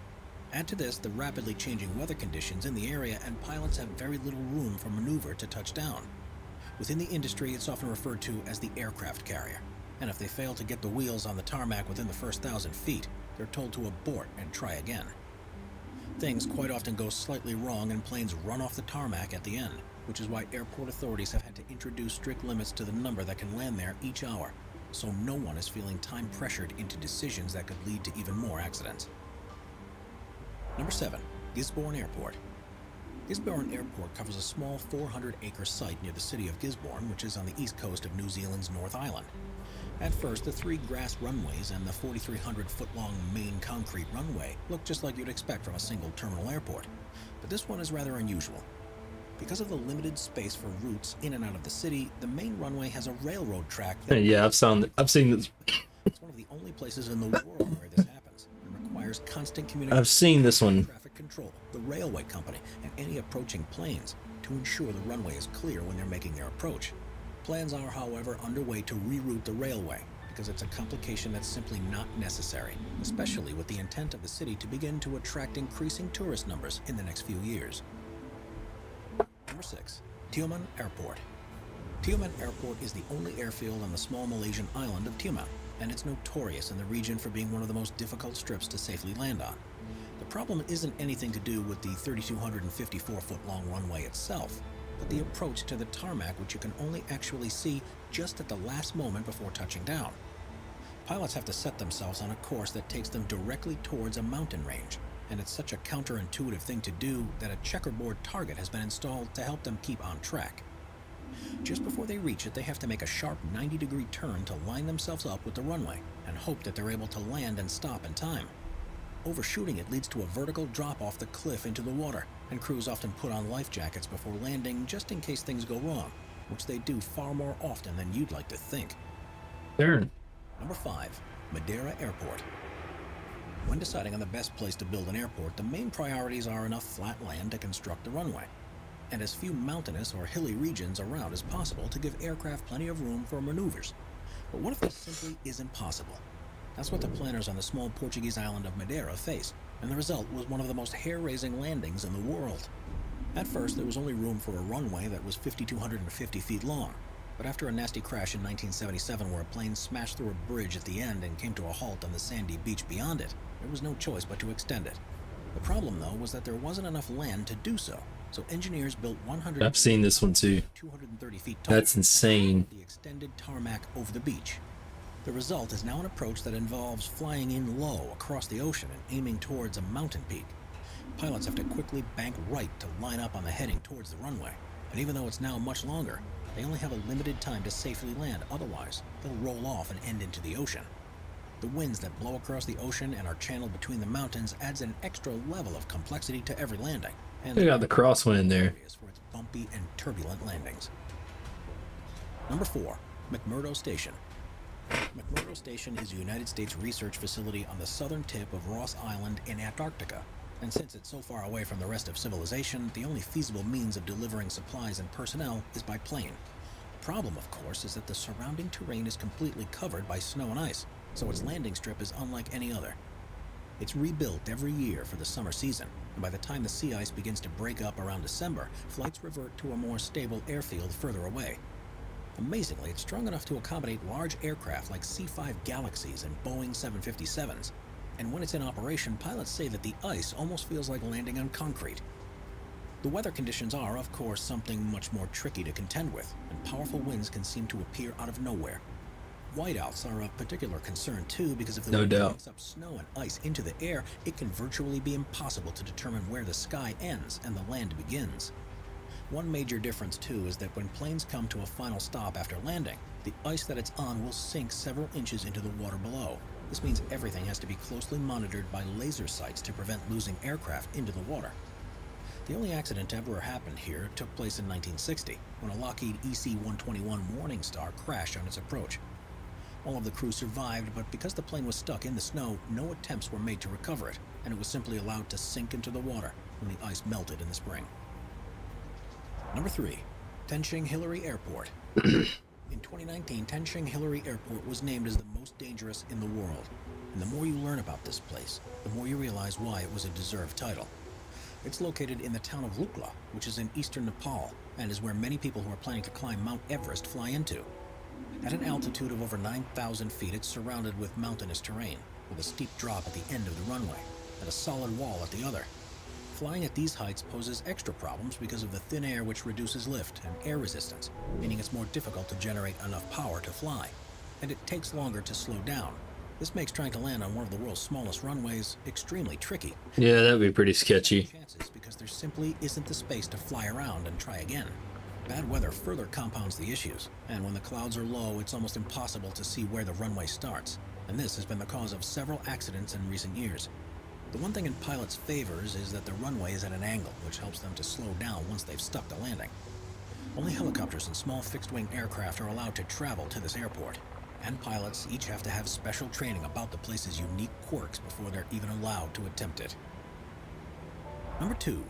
High wind landings. When conditions are perfect, aircraft are one of the safest and most comfortable ways to travel, but things can quickly change when the wind picks up, especially during the most dangerous part of any flight, the takeoff or landing. Pilots aren't affected too much if there's a head or tailwind, but the real difficulty comes when there's a crosswind, and the stronger it is, the more complicated performing a landing becomes. This is when pilots earn their wages because there's no computer system in the world that can replace their instincts and quick reactions to safely bring the plane to a stop. The main thing they try to do is keep the nose of the plane facing towards the wind, which is a process called crabbing. This ensures that they can keep flying in a straight track across the ground, but results in the strange appearance that the plane is about to land at an angle to the direction of the runway. Of course, flying like this is perfectly okay when you're in the air, but the most critical moment is the transition between this stance and what happens when the wheels hit the tarmac. Different aircraft are designed to do this in various ways, but for the largest passenger jets, the technique is called the decrab during flare. And if you watch closely, you should be able to see it taking place. This is when the pilot keeps the wings as level as possible while maintaining the crab into the wind. And as it approaches the runway, the pilot pulls back on the stick as they would normally, something that's known as flaring. This causes the rate of descent to decrease and raises the nose of the aircraft, and just before the wheels touch down, there's movement of the rudder to straighten it up in line with the runway. If this isn't enough to be concentrating on, there's one more thing they need to watch out for. At the moment they straighten the aircraft, lift is generated beneath the wing that the crosswind is blowing onto, and the control wheel needs to be adjusted to compensate for this. This means that landing under these conditions, a pilot while traveling at 160 miles an hour is simultaneously pulling back on the control stick, using it to turn into the wind, and using their feet to control the rudder pedals. Number 1. Wancho E. Roskin Airport. The Dutch island of Saba is... Some content is not on here. When the decision was made to build an airport there, it was only one piece of land that was flat enough for a runway, and it barely had enough space for a 1,312-foot piece of tarmac, which is only slightly longer than there is on an aircraft carrier. Unsurprisingly, the airport isn't used by jets, and the only planes that land there are small twin otters. Only captains are allowed to control the plane as it approaches, as they contend with unpredictable updrafts from the ocean and the mountainous terrain of the island itself.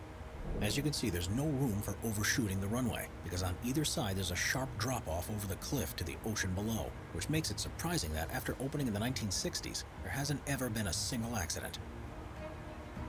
Subscribe to Top 5. All right. Check out some of our other...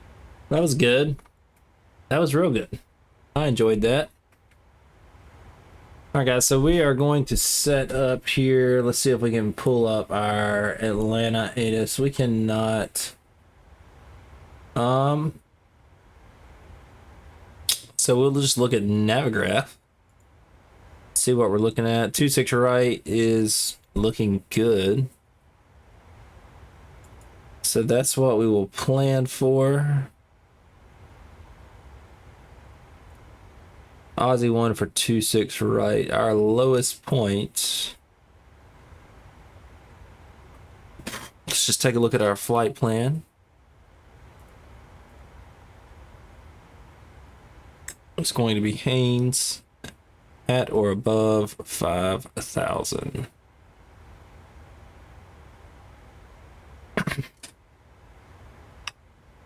So we are going to descend down. We're going to set that up for 5,000 feet.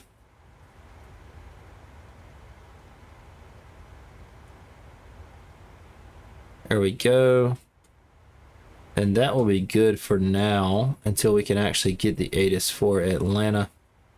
Guys, I am going to step away for just a couple of minutes here, and I will be right back. Hang out with me, guys, as we're flying from Boston to Atlanta. It's gonna be fun. It looks like we have about an hour left here, just over an hour. So hang out with me, guys. I look forward to it. Hopefully the landing will be good. I'll see y'all in just a second.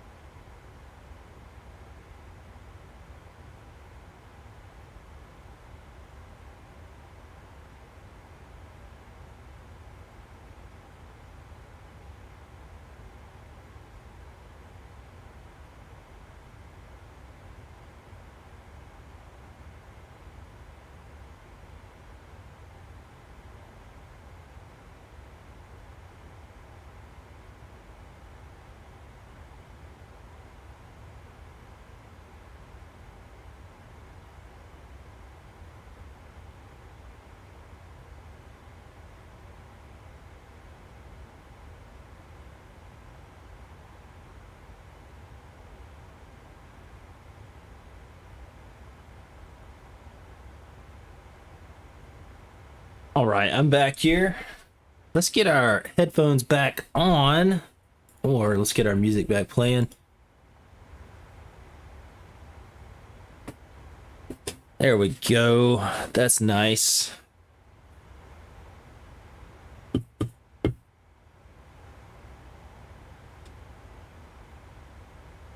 Just take a look outside the wing here.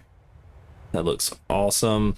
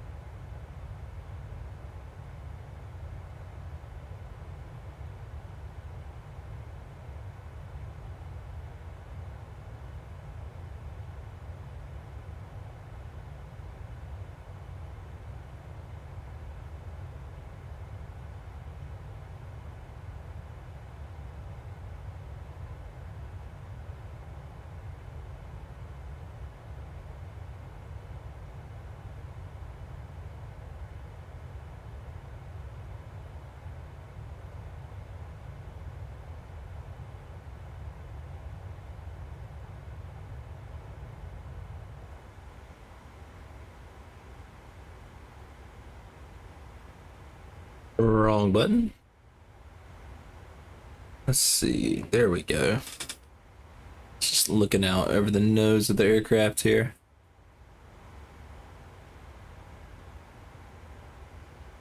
And let's see how far we are from top of descent. One thing I have not done is do that here. So we are at 261 nautical miles from top of descent there. Not terrible. But at the same time, got a good little ways to go.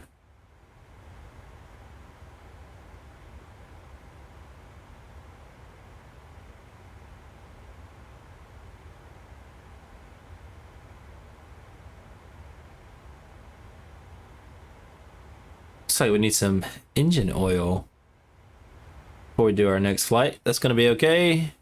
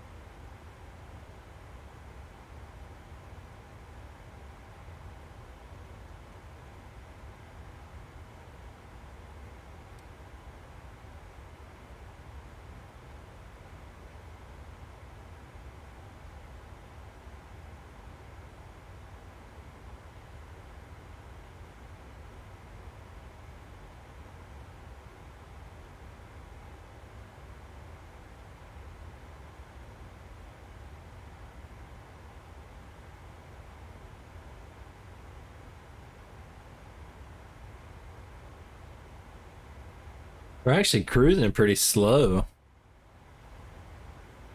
We have a pretty decent headwind though.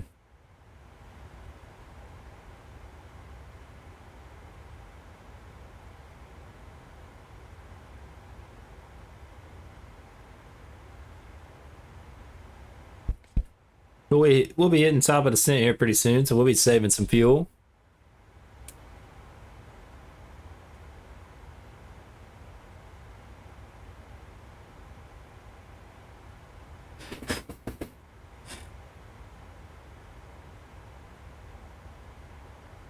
Let's see who's online. Charlotte's online still. Atlanta Center is offline. Just take a look at Atlanta. Yeah. That sucks. Atlanta Center's offline. It looks like there's no controllers online at Charlotte whatsoever. We got about 54 minutes remaining here in our flight.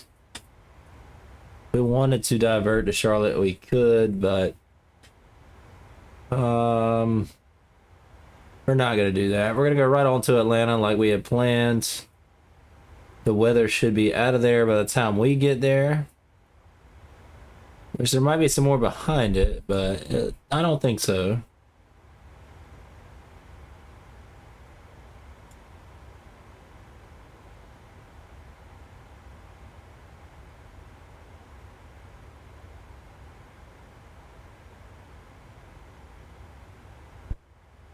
So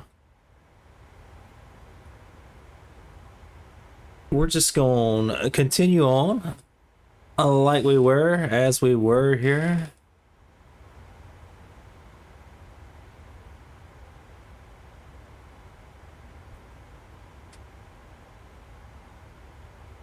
And we will see what happens. Hopefully we'll get a buttery smooth landing. But if we don't have any controllers, we can go ahead and set up for our approach and stuff. And according to Navigraph, we're looking good. So we got a 3-knot headwind and a 4-knot crosswind for runway 26 right. So we can load that up. We can get that approach chart in here. We can go ahead and get that planned, because that is the last thing we need to worry about. Okay, so 26 right. We'll go ahead and get it in. The ILS for 26 right, we'll pin that.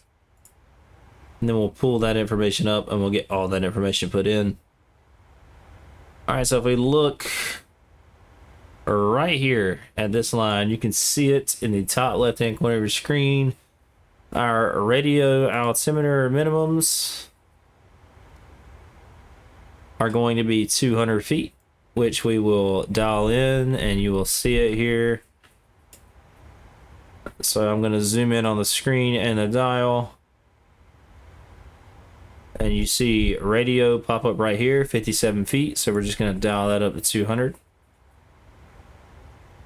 Just like so, and we'll turn that back. There we go, 200 for our minimums. By AJ, we need to be at 2,700 feet, and our final approach course is going to be 275. So we will set that on both sides. Oh, I went a little too far. 275 and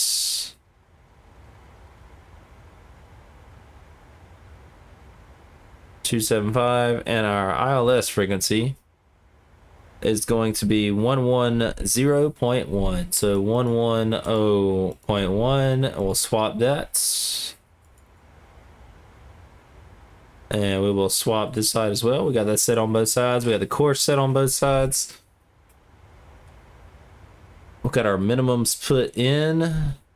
By AJ, we need to be at 2,700 feet. So let's just check on that. That is there.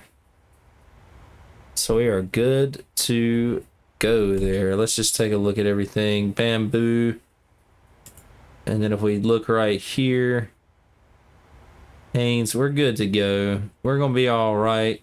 It's going to give us a straight in, should give us a pretty much straight in approach.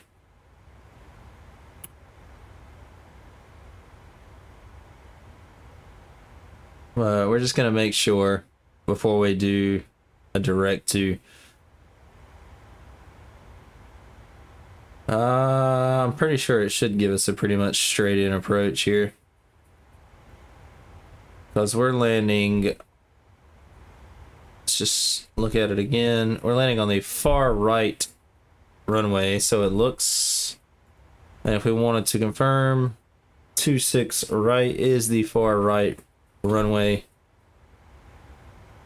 So we could go from Haynes direct to Bamboo if we wanted to, which will get us right in there. So we'll come right over here and put Bamboo in there and execute. And we're just going to go ahead and descend down to, we're going to set our altimeter or our altitude for 2,700 feet. And that'll get us exactly where we need to be to intercept that localizer and that glide slope. And we are all set up for our top of descent.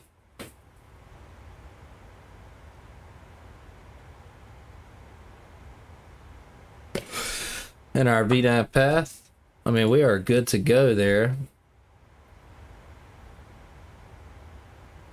We'll be descending here in about 195 nautical miles.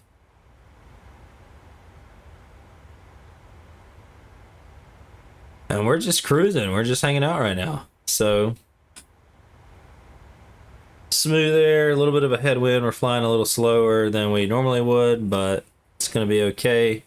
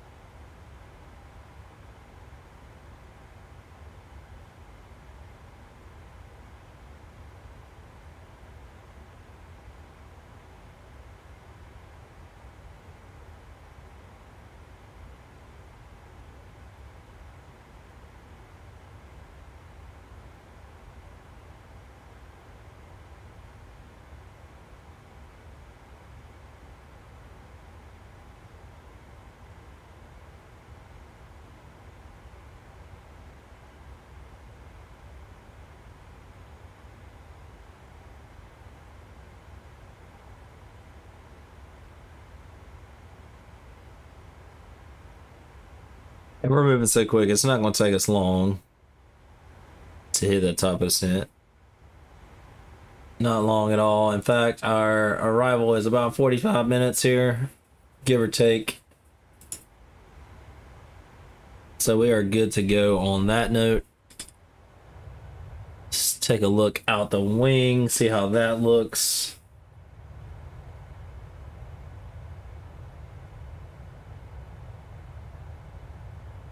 I'd say it looks pretty good.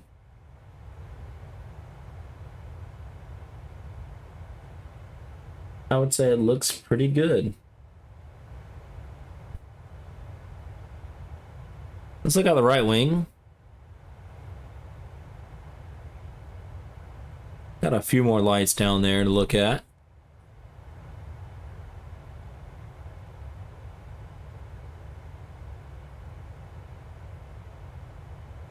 Just a few, not many, but just a few.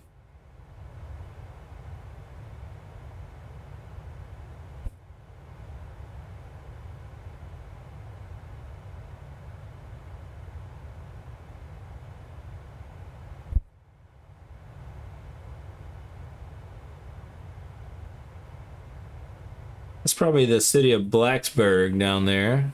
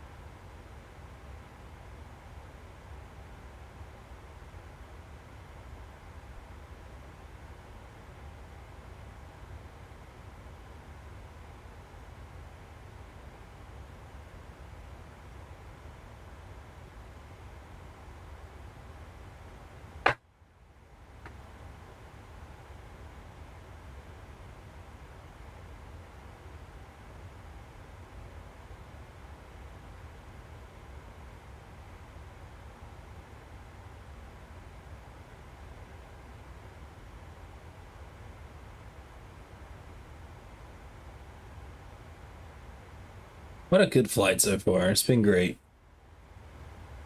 It's been great.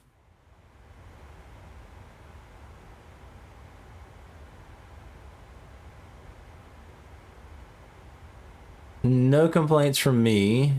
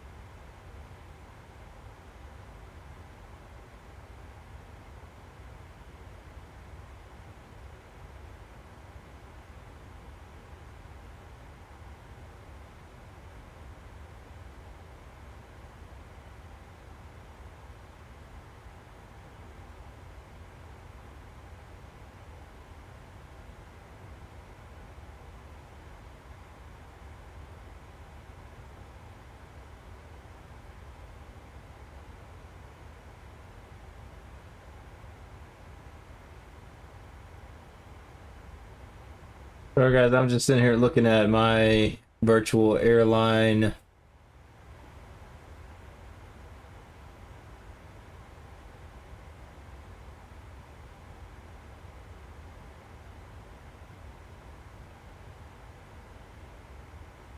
I need to send a message here.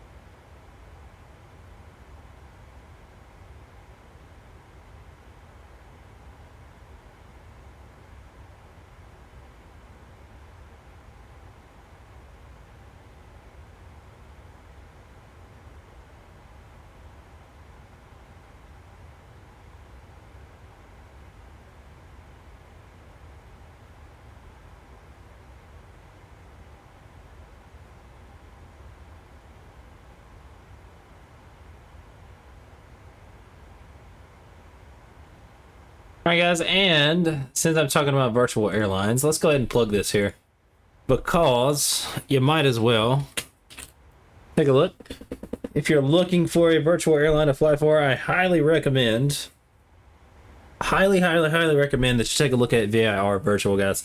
You got a link to the website right there. You got a link to the Discord. We also have other social media links that have been added since I made that chat command. And I think you can find those on the website. So, guys, if you're looking for a great virtual airline, look no further. You found one right here with VIR Virtual. There are thousands of real, listen to me right here. Listen to me, chat, okay? Thousands of real world routes, okay? I cannot stress that enough. If you want to add the realism to your sim and immersiveness to your sim, thousands of real world routes flown by several different real world airlines. For instance, we're flying Delta tonight. We flew American the other night. I flew Southwest before. I mean, that you name it, they've got it, okay? So check them out. I mean, the immersiveness is absolutely amazing. The system's easy to use. The website's great. The Discord is full of super helpful people. And on top of that, we stream. We stream as a virtual airline. We have a Twitch stream. We have a YouTube channel where you can check all that stuff out. And if you are, I don't know, so lovely enough to check out the VR Virtual on Twitch, which is twitch.tv/thevirvirtual.com. If you're, you know, a nice enough person to check that out, then you might see this ugly mug right here. I don't know. I am the resident streamer, but guys, I'm telling you, even though I do support and work for this, not work, because I don't get paid to support them or work for them. I do it. I volunteer my time to do that, but I support this virtual airline. I work for this virtual airline, but I'm going to tell you, I flew for another virtual airline before. It was great. This is even better. I have not looked back ever since. I mean, it's been great. So I highly recommend you check them out. You got the links right there in the chat. So please check us out. As far as virtual airlines go, you won't be disappointed. You'll love it. And that's my spiel. That's my spiel on VIR Virtual. Please take a look. Thank you for hearing me out. And we're going to go back to your normally scheduled in-flight entertainment, which right now consists of Spotify. So, and if you're watching on YouTube and you've made it this far, you can't even hear Spotify. So it's pretty much just like the sound of the plane, and that's it. Because I don't have enough money to subscribe to a music service that I can play on YouTube, and I don't have enough time to go in and edit the flights down to like 45-minute blocks where you can sit and watch. So with that being said, you watch the whole stream, you can skip ahead, you can do what you want, you can see whatever parts you want to see, but me, myself, I don't have enough time to edit them down. I've tried it. It takes so much time, guys, and I hate chat. I'm telling you right now, I hate editing video. Like, that's probably my least favorite thing to do.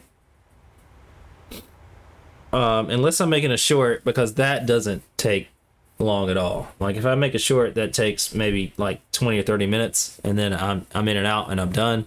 If I edit a 3-hour flight down into a 45-minute to 1-hour video, it takes like 4 hours for me to do. So it's just, yeah, it's just a lot of time. So sorry about that. I just, you know, you learn your niche, and editing video is not mine. Not mine at all.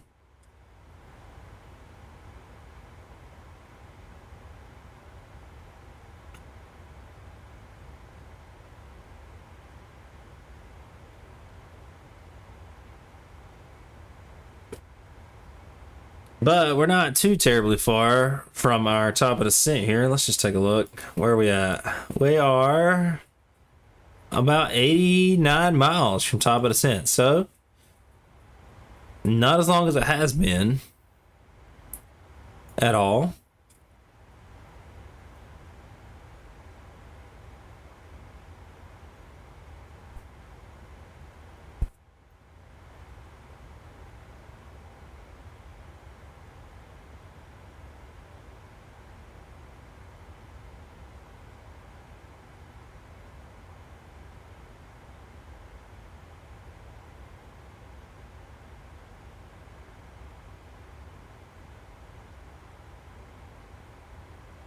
Let's zoom out, or zoom in, excuse me, just a little bit here. Adjust our heading bug just slightly. And prep for our descent, which we've already done. I mean, we're ready to just get in here and land this thing.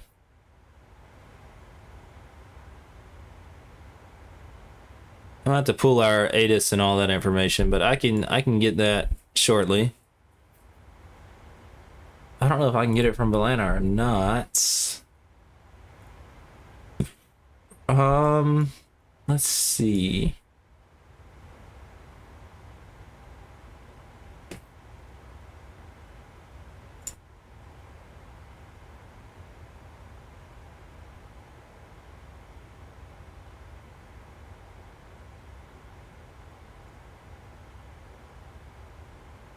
Yeah, no, I can't get the ATIS.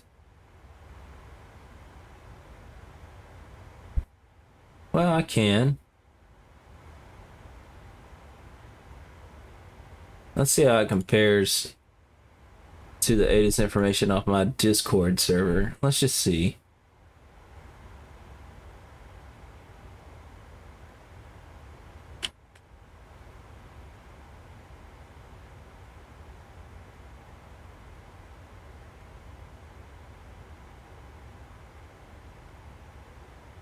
$37 minutes ago, 299.8. Yeah, I mean, it compares.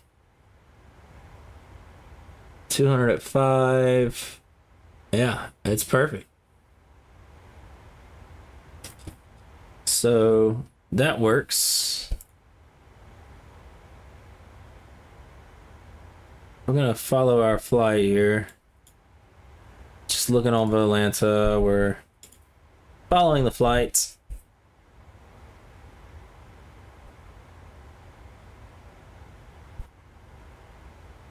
And we know that we can pull up the ATIS, which is perfectly fine. So we get to go. We can actually set our altimeter for that number, 299.8, I believe it was. Yes. So guys, I'm gonna zoom in here so that you can see it. And you'll see the standby altimeter setting right down here beneath standard. So there it is, 299.8. We've got that set, and then all we have to do when we start descending and get below flight level 180 is click the STD standard button right there on the barometer setting knob, and we'll be good to go.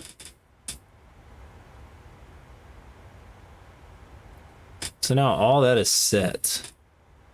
So we just got to do a little bit of FMC settings whenever we start descending. Here in about 60, I'd say 60 nautical miles or so. Yeah, 68. That was a pretty good guess on my part, I think.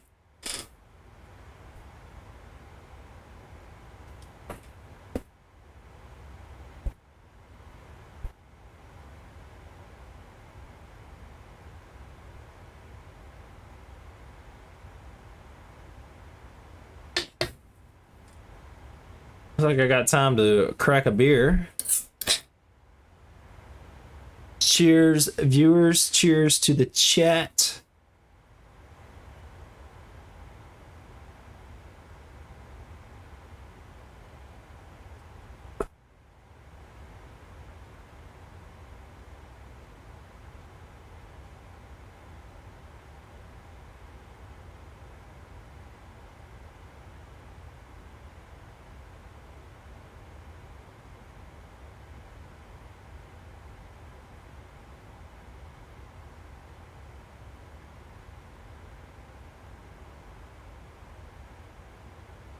I just want to see what my temperatures are at since we've been streaming and playing for a little bit here.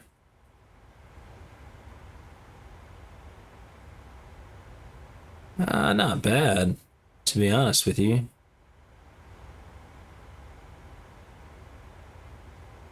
Temperatures aren't bad at all.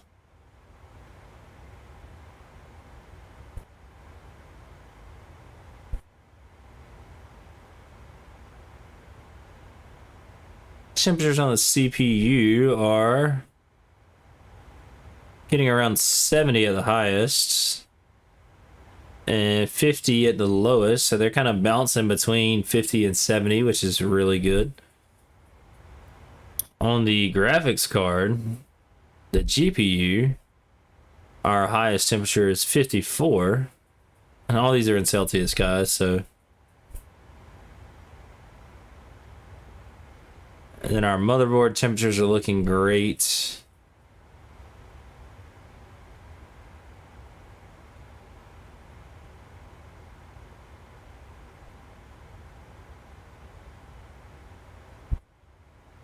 Our voltage looks good. I mean, everything looks good. So that's good to know.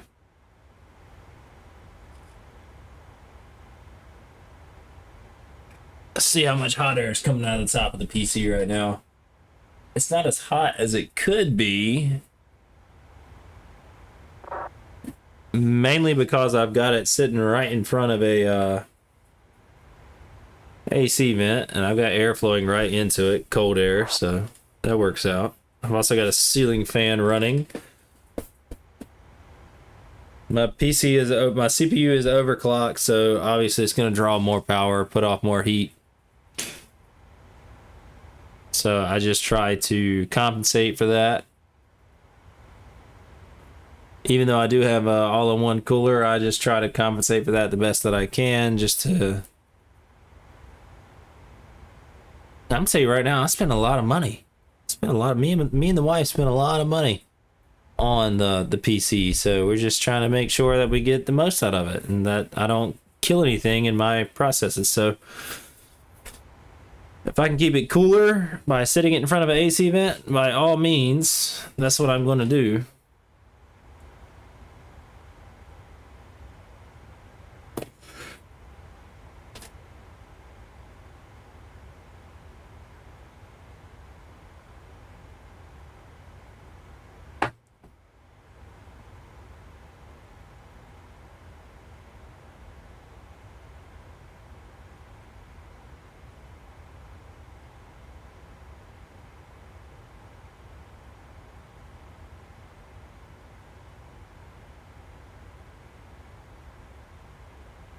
Top of the sentence coming up pretty quick here.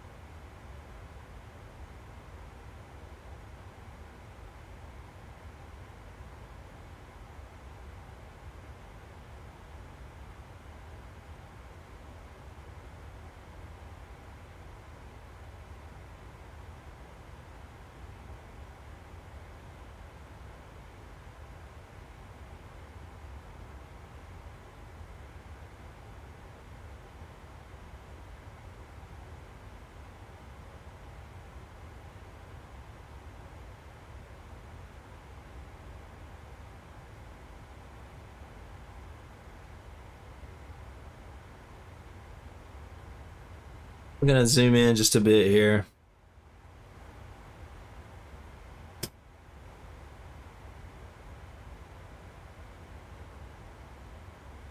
As we get ready to come into Atlanta, our winds are still looking good. Time will tell. Let's look at the METAR we got again. 2005. I'm good with that.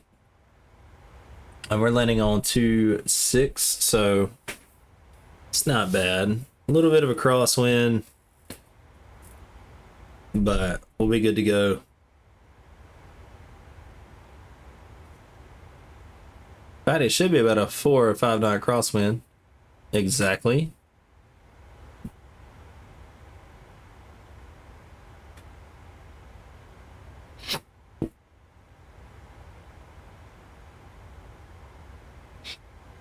It's a terrible time to get hiccups. Lord Jesus, they're here. All right, guys, before we reach top of descent, I'm gonna go grab some water. I will be right back shortly. God darn these hiccups. I'll see you in a second.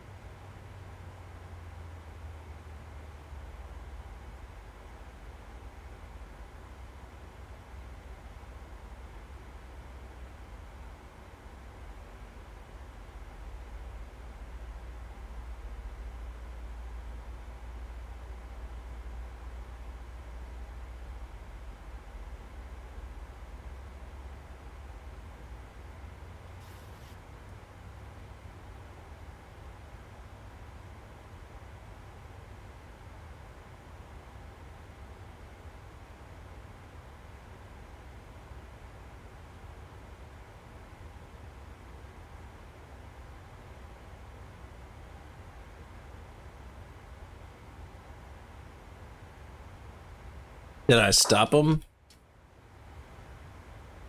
I might have stopped the hiccups. I think I did, knock on wood. All right, we are descending. Let's get these seatbelt signs on.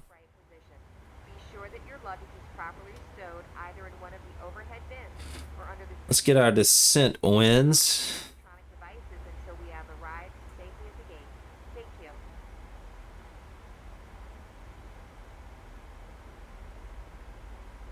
Let's actually go back to descent, RTA, no.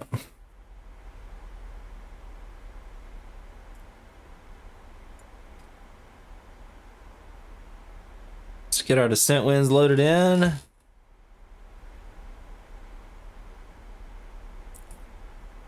And we'll execute that, and our QNH is going to be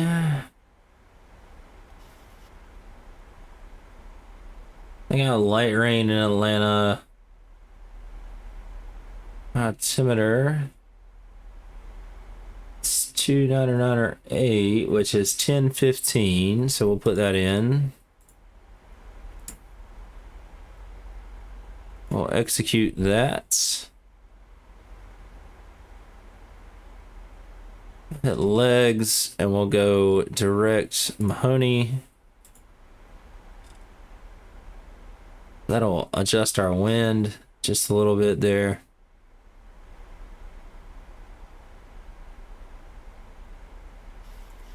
And we're just going to check that one more time just to make sure our information stacks up.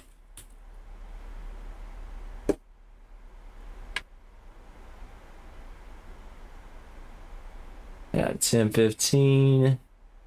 That's from 49 minutes ago, so that's going to change before we get there, which is okay.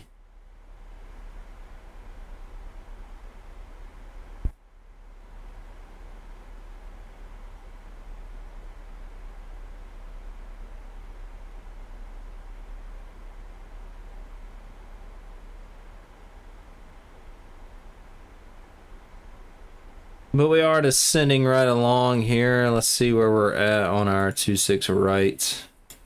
Arrival. We're probably not even showing up on the chart yet because we have to hit Flask.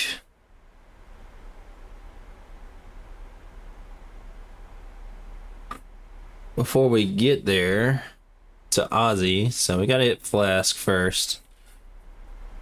And we're a little ways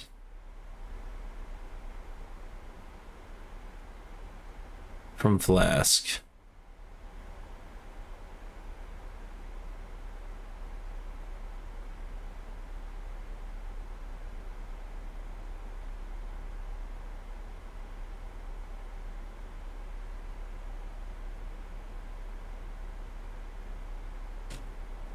But we are descending, so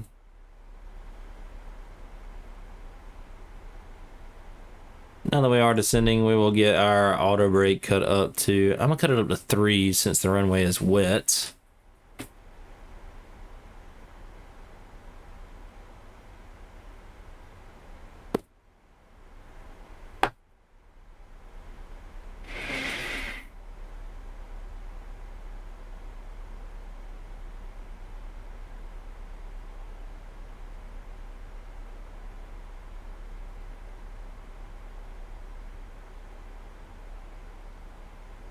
Which means we have potential to slide. I don't normally use auto brake 3, so I want to see if it has any kind of difference.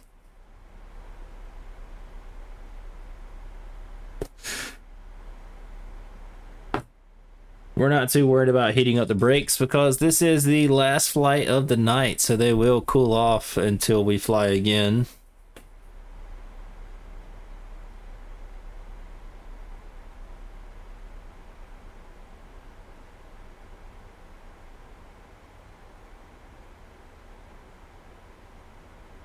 See if I can make this just a little bit bigger for y'all. Just a tad, not too much bigger, just a little bit, so it's easier to see.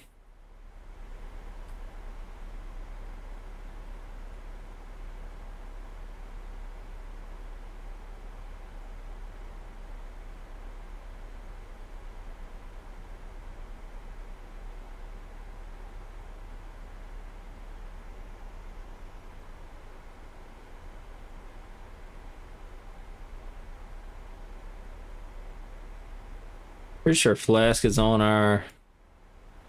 Actually, it's not. Wing Direct Aussie.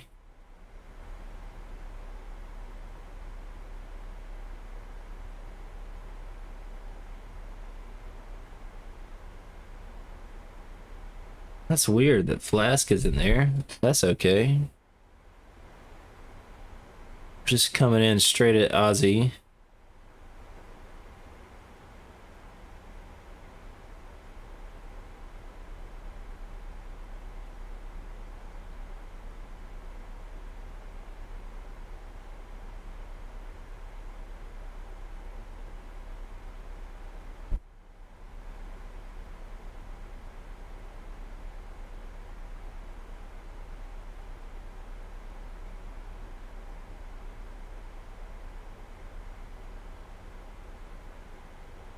Let's check on our arrival here.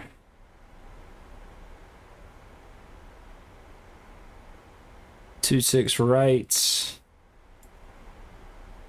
Aussie 1 and the Flask. Execute. Legs. We're going G-bake, then Flask. Execute.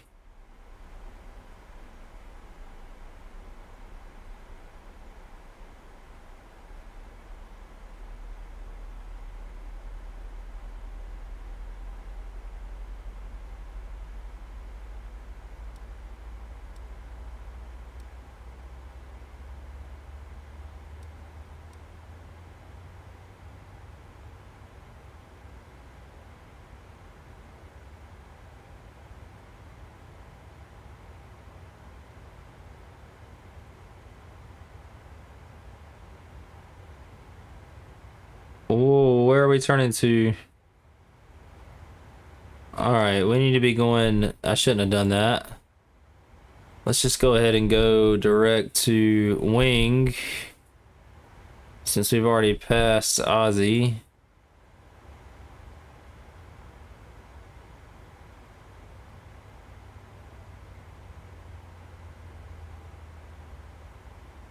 I had us turning around. We've already passed Flask.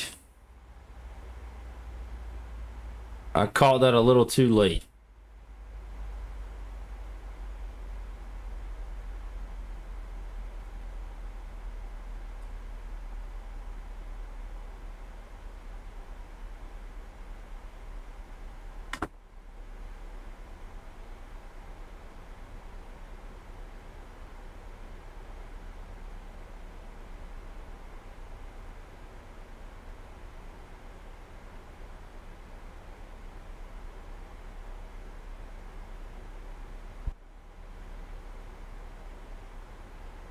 All right, let's get some speed brakes out here.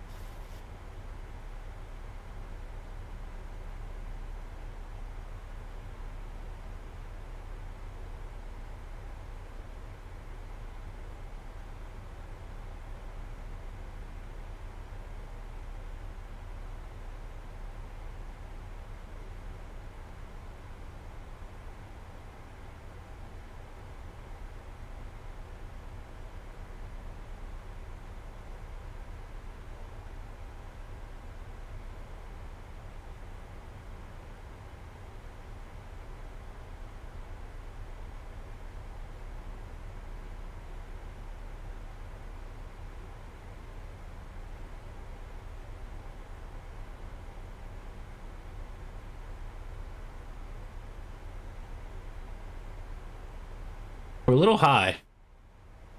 We're actually quite high.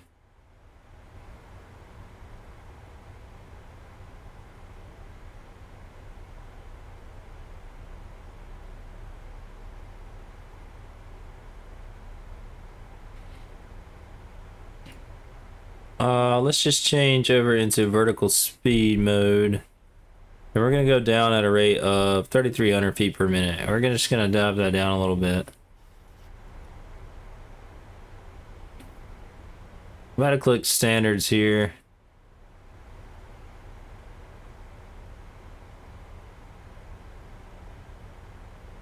There we go. We're getting back on profile now.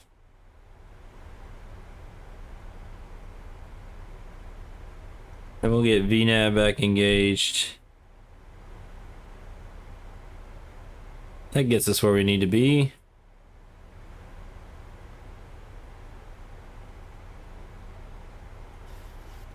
Now we're back on profile. We're not high, we're not low, we're perfect. Our speed looks good.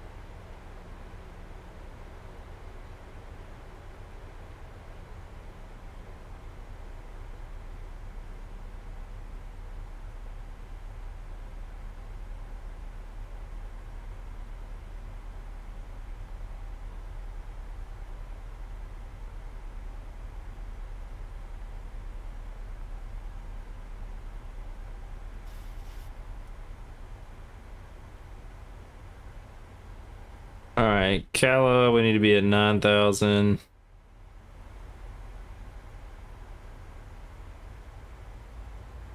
We're leveling off here.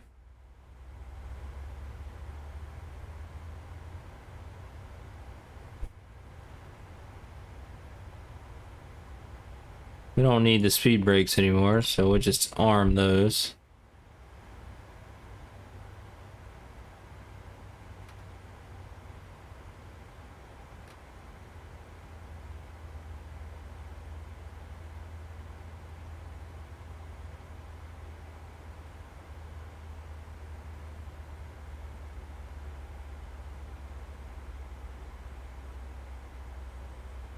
Posse is above 8,000. Zelo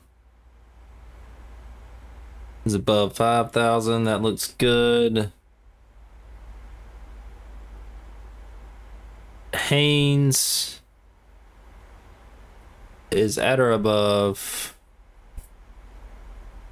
5,000. Then we're going to go direct to Bamboo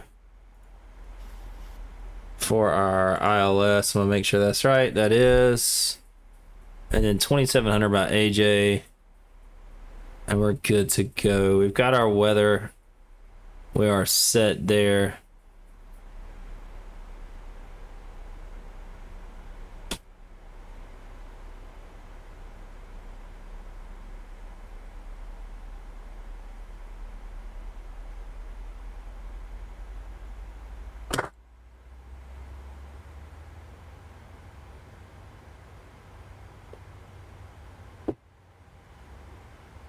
All right, so we're just gonna fly at 14,000 here for a little bit.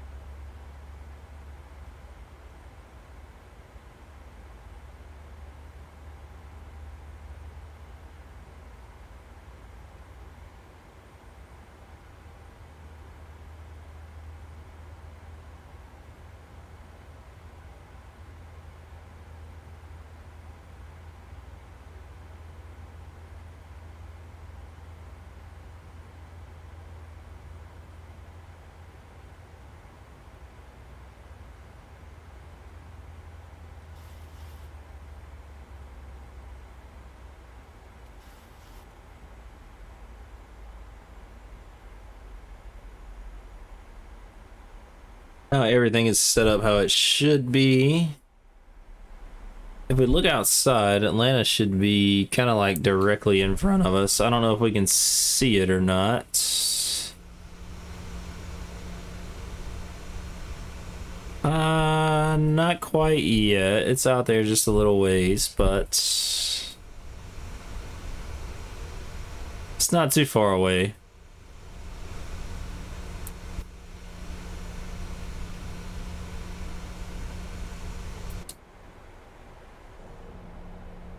Let's take a look out the wings here as we come in over.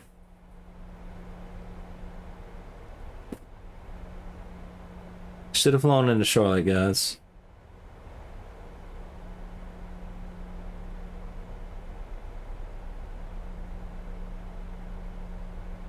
So we could have some ATC, but it's gonna be all right.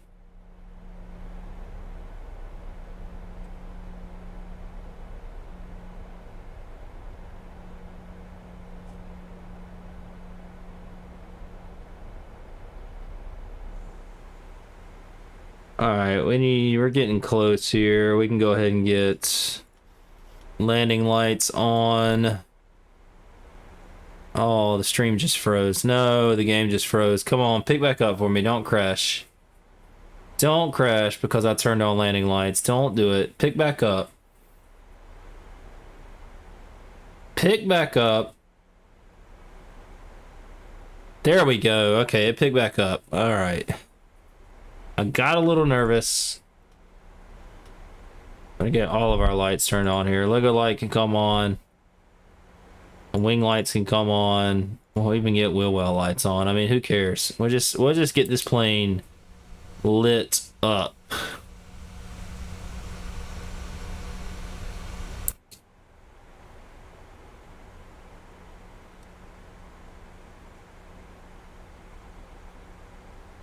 Adjust our heading bug.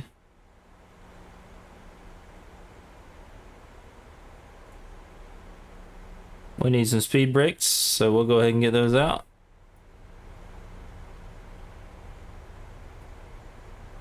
And we're going to come here and get our descent information put in as well. On our init page, 148 is going to be our speed. Let me just write that down.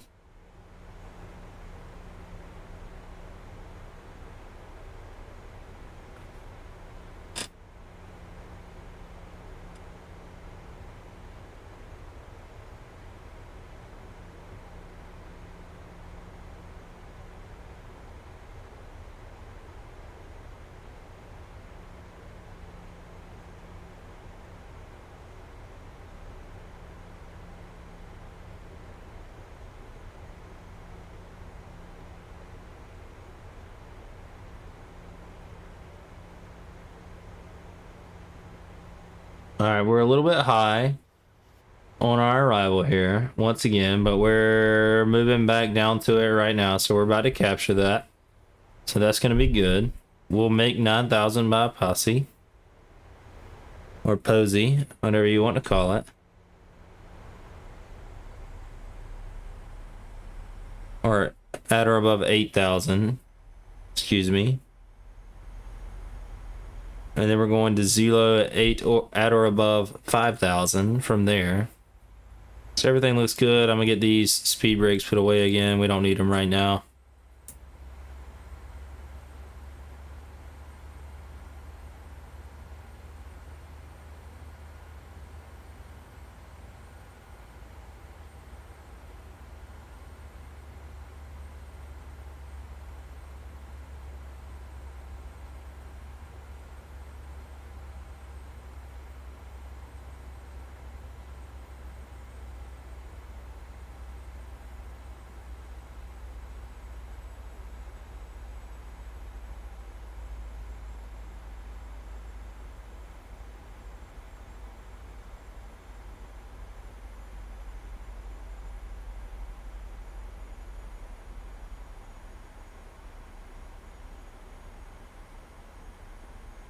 And we're making the turn here. Beautiful, beautiful, beautiful. Let's adjust our heading bug.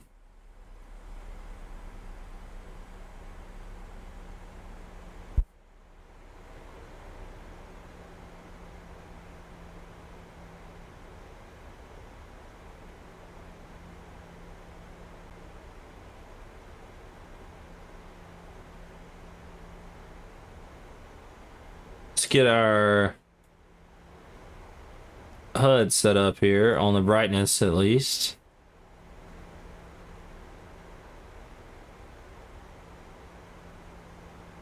That's perfect. We'll get that out of the way.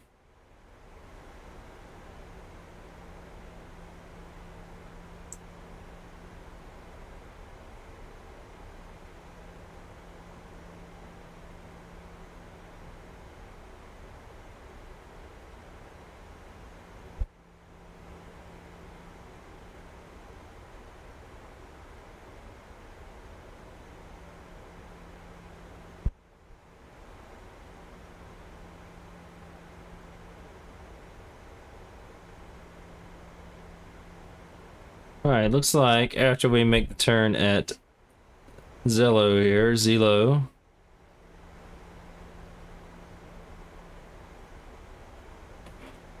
we can arm our approach.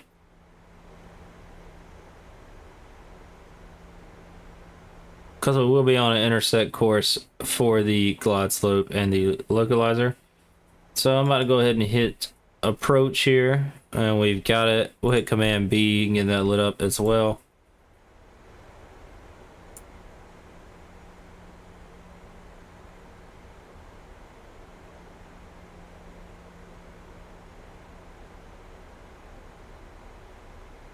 No need to slow down just yet.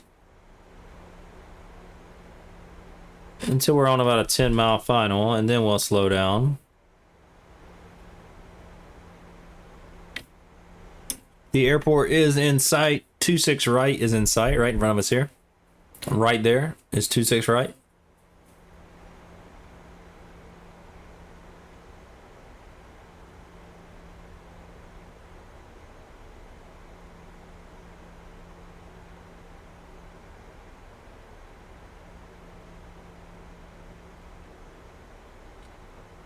We have the localizer. We're on a VNAV path coming up for the glide slope, looking to capture the glide slope, so we're doing well.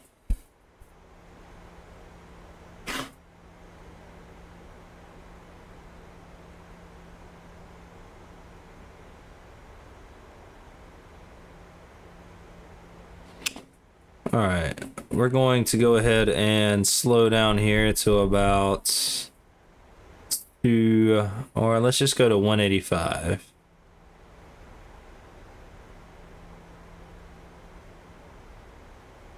Let's get our first stage of flaps out here.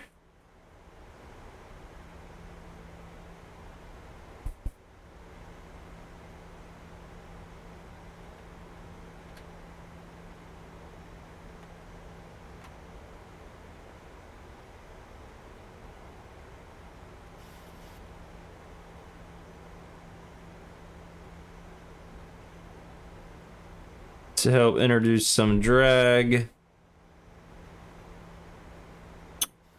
Atlanta traffic, Delta 1077 on 10 mile final for runway 26 right, Atlanta traffic.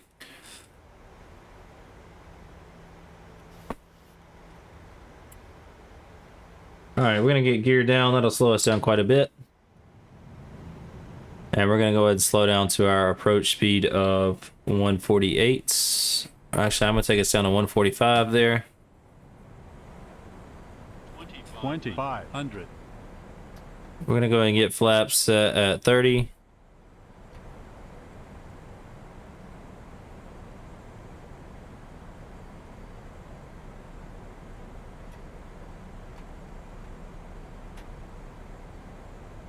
It's going to give me a little bit of overspeed warning, but we are slowing down, so that's going to be okay. We got plenty of drag.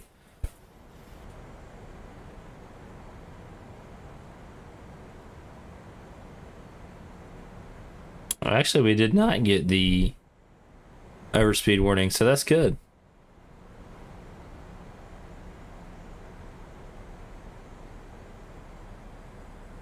And we're getting slowed right down.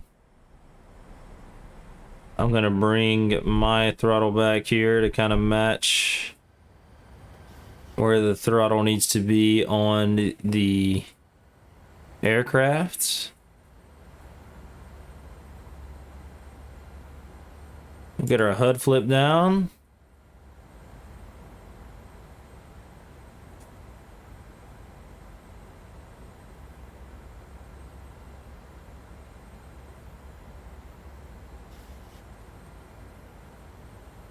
Land 3 is lit up.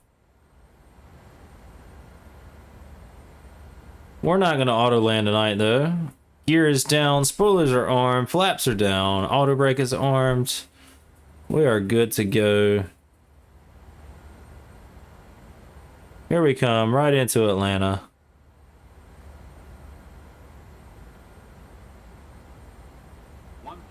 One thousand.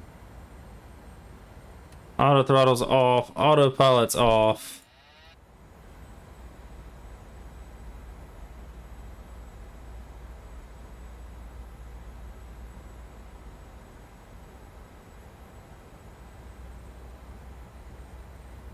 We're gonna bring it in manually, because why not?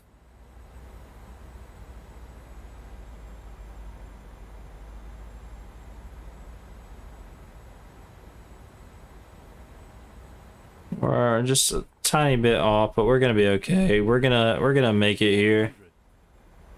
A little shallow. We're gonna fix that. Approaching minimums. We're gonna continue on the minimums there. 200. There we go. We're looking good. We're looking good. 100. Killing the throttles and just working my flare there. 30. 20. 10.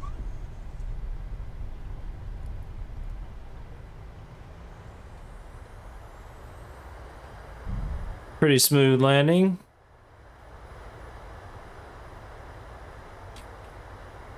Reversers can go out. And we're gonna turn off to the left right here. Welcome to Atlanta. Oh, I missed the taxiway just a hair. It's all right. We made it. Be careful when opening overhead bins, as luggage may have shifted around during the flight. If you need any assistance exiting the plane, please remain seated until all passengers have deplane. We would be happy to assist you. On behalf of the crew, I thank you for choosing us, and we look forward to seeing you on future flights. Have a great evening. And we're just gonna come to a stop right here. Set our brake. What a landing. Let's look at what our landing rate was. Touchdown minus 264. That's still not bad. It's not bad at all. That's a beautiful view of the tower right there with the pretty lights around it. So that looks pretty cool. Let's get our airport info up, see where we're at. And we're just gonna we're gonna taxi straight in via Charlie Foxtrot and go right into the concourse there. That'll be just fine. We're gonna get flight directors off because we don't need them anymore. We're gonna get flaps all the way up because we don't need our flaps. We can disarm our ground spoilers because we don't need them. And we can also start our APU, get our APU bleed on. So we are good to go. We're gonna go straight in, like I said, via Charlie. We're gonna cross runway 26 left, 8 right on Charlie. And then we're gonna take a right turn on Foxtrot and a left into the concourse, and we'll be good to go. Take our brake off. And we're just gonna taxi forward here.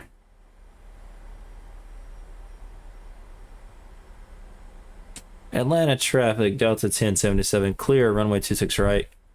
Crossing runway 26 left.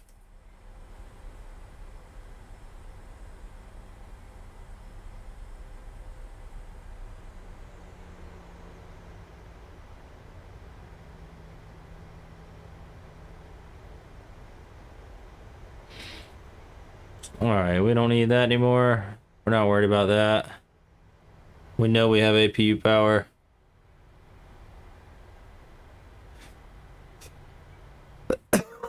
Alright, this is where we turn.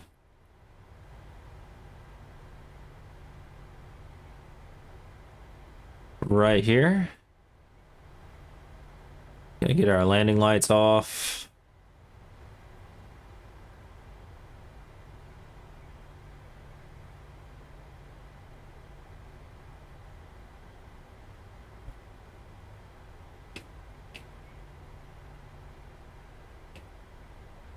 We're going to slow down just a bit here. We're going to get our transponder. Turn the transponder there.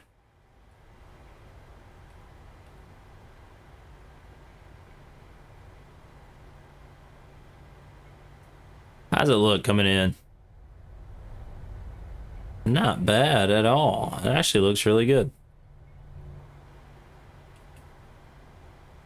And we're going to take this first left right here into the concourse.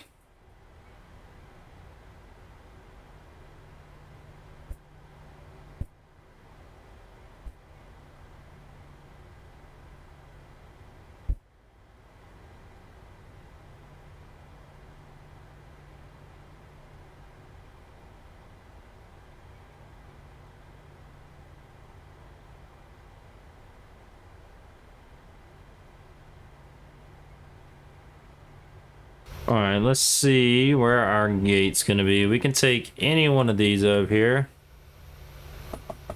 So we'll take that one right up there.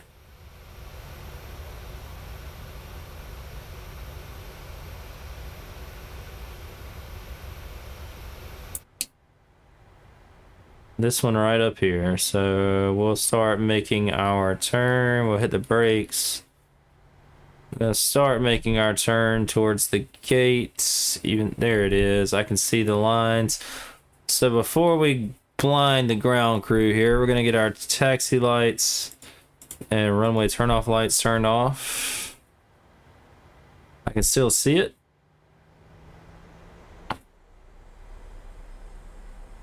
Actually, we also need to get our strobes on. Steady. No, I can't see anything. There's our line.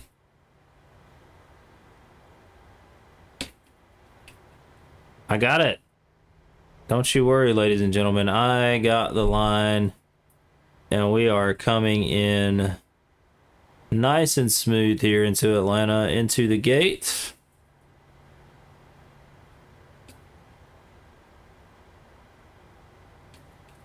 I mean, nice and smooth.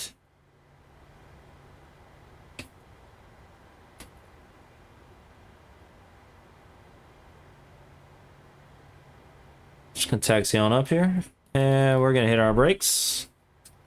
We're gonna set our parking brake. And we'll cut our engines off. We'll come down here. Ground services. Set the wheel chocks. Oh, you know what I never did? I never turned on the APU generator, did I? But now we got that on,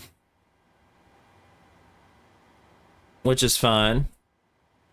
The wheel chocks are set. We'll request a jetway. We'll request ground power. Next page. We're gonna go 0 on our passengers. We're gonna request our carts. Pizza Guy 100. Hello. Thank you for the first time chat. Too many buttons for you. No, it's pretty easy once you get used to it. It's not that bad, really. It's really not that bad. We're gonna set 0 on our baggage. All of that's coming in. We're gonna get the seatbelt signs off there. And then from there, I think we should be able to open that door. Because our jetway should be connected. It is.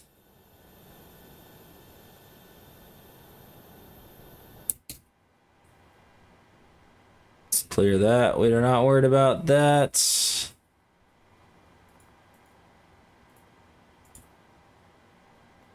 Looks like we got ground power now, so we can come up here. Get our ground power turned on, get our APU turned off. Get our packs turned off. Get our isolation valve to open. Get our fuel pumps off. We'll get our window heat turned off. Yaw dampeners off, so we're good to go there. And we can start deboarding passengers. And we'll start getting baggage off here in just a second. I flew Delta tonight, man. That's who we flew. That's the livery we went with. That's the route we went with. It turned out pretty nice, I'm not gonna lie. You can see our carts coming in there to get the rear baggage. Gonna start unloading the front baggage.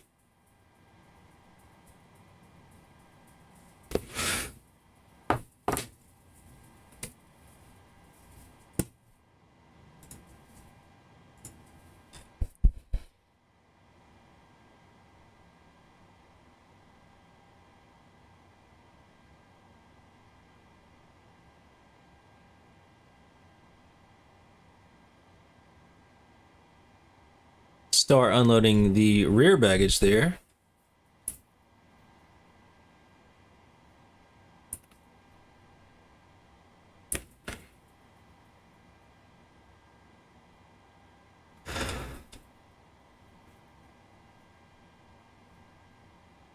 And while we're waiting for passengers and stuff to get off, we will just get all of our lighting turned off here. Get our transponder on standby.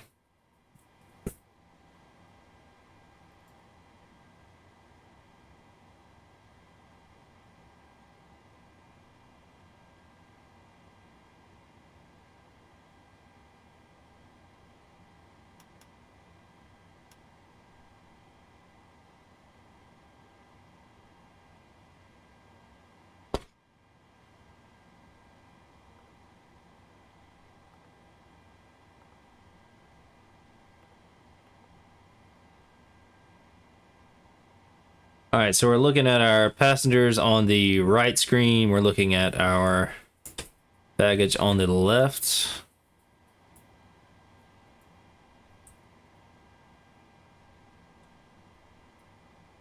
Let's zoom into that so y'all can see it pretty good.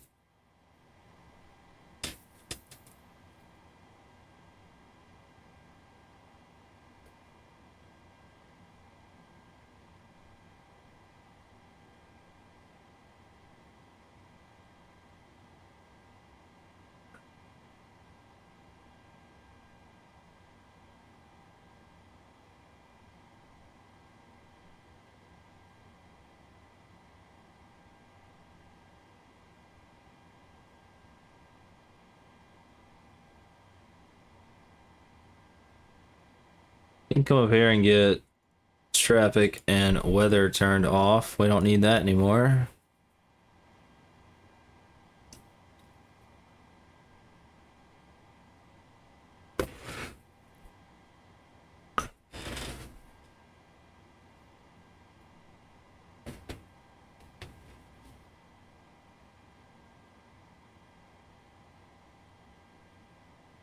Guess we don't need Navigraph anymore either, do we? So we can get rid of that off the screen.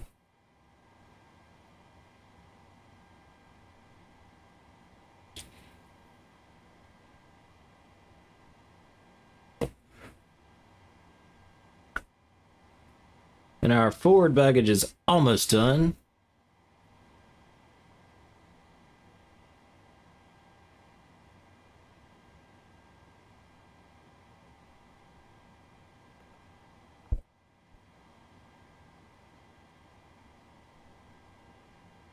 Our rear's getting pretty close. Our passengers are dwindling down.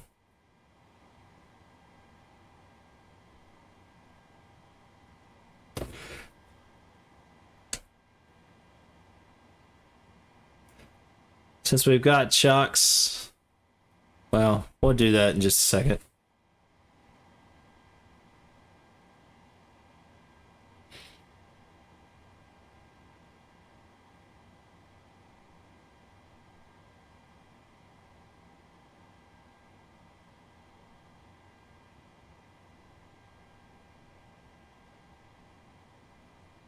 And we'll release the aft baggage as well.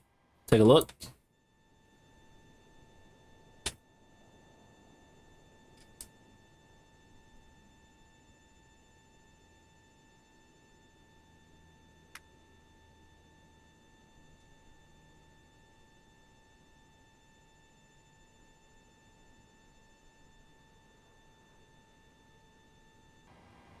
We can also get our anti-collision lights off. Those can be on as long as we got passengers. Our wing lights come off and our wing well lights come off.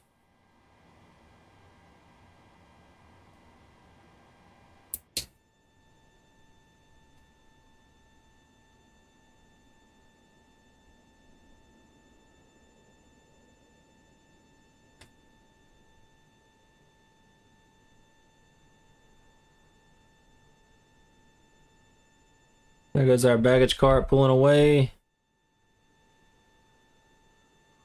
Our loader will be backing away here in just a second. Welcome to Atlanta. That's what it says on this sign right here.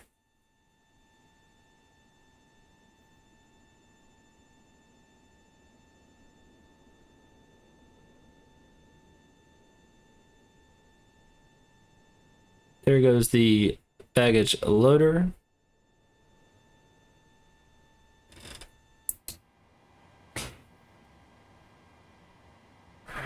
And we got 50 passengers left.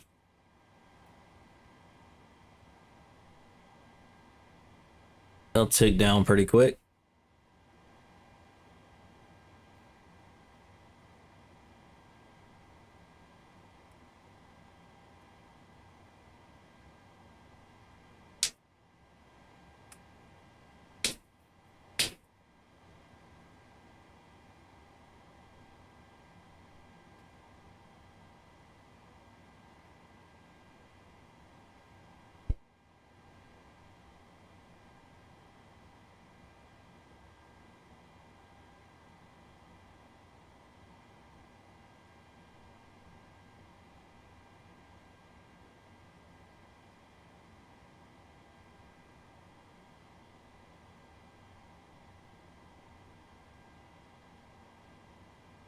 And we're deplaning here, getting ready to go cold and dark.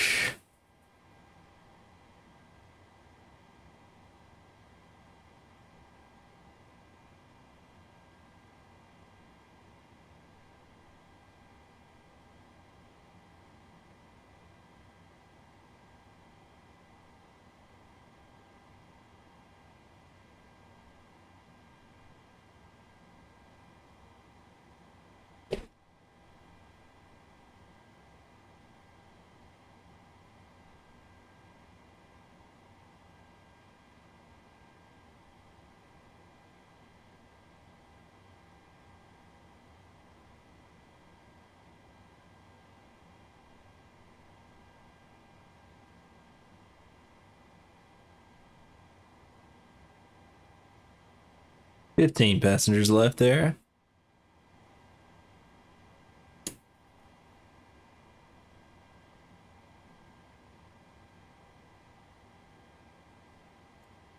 And 10.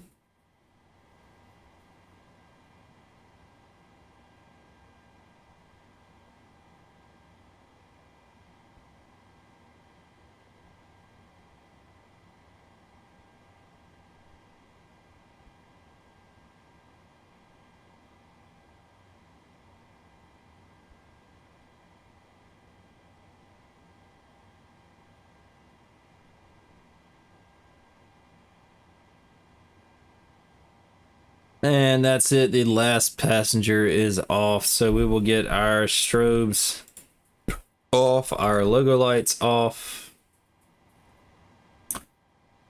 We will release our parking brake, because we have wheel chocks, which is great.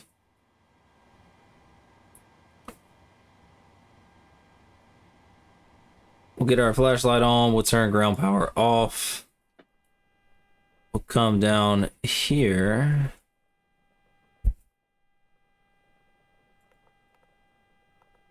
We're going to release the ground power unit because we don't need it anymore.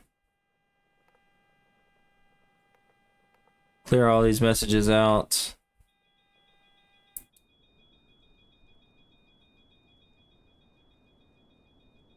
Alright, ground power unit is gone.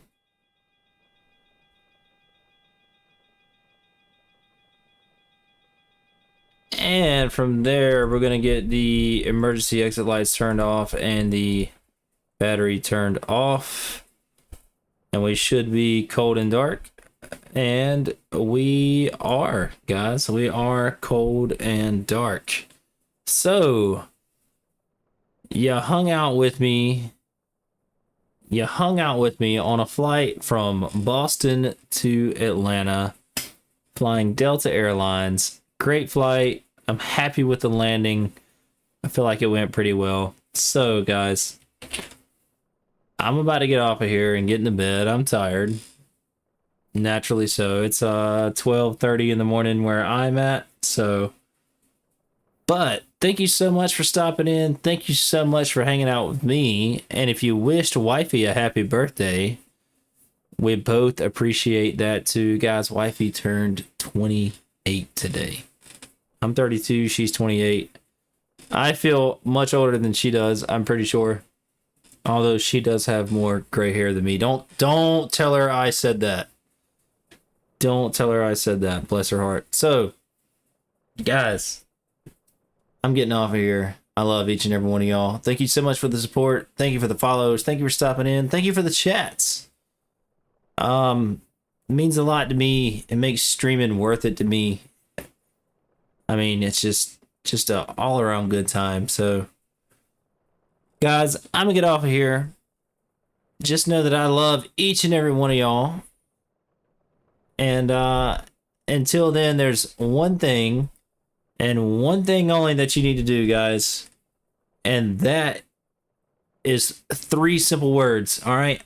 If you've heard them before, you know what they are. If you've been with me before, you know what they are. But if you're just tuning in and hanging out, that is the 3 simple words that you need to do until next time are keep it classy. That's right, guys. You got to keep it classy until next time. I'm going to catch y'all on the next one. If you like what you saw here, please, please, please drop a follow.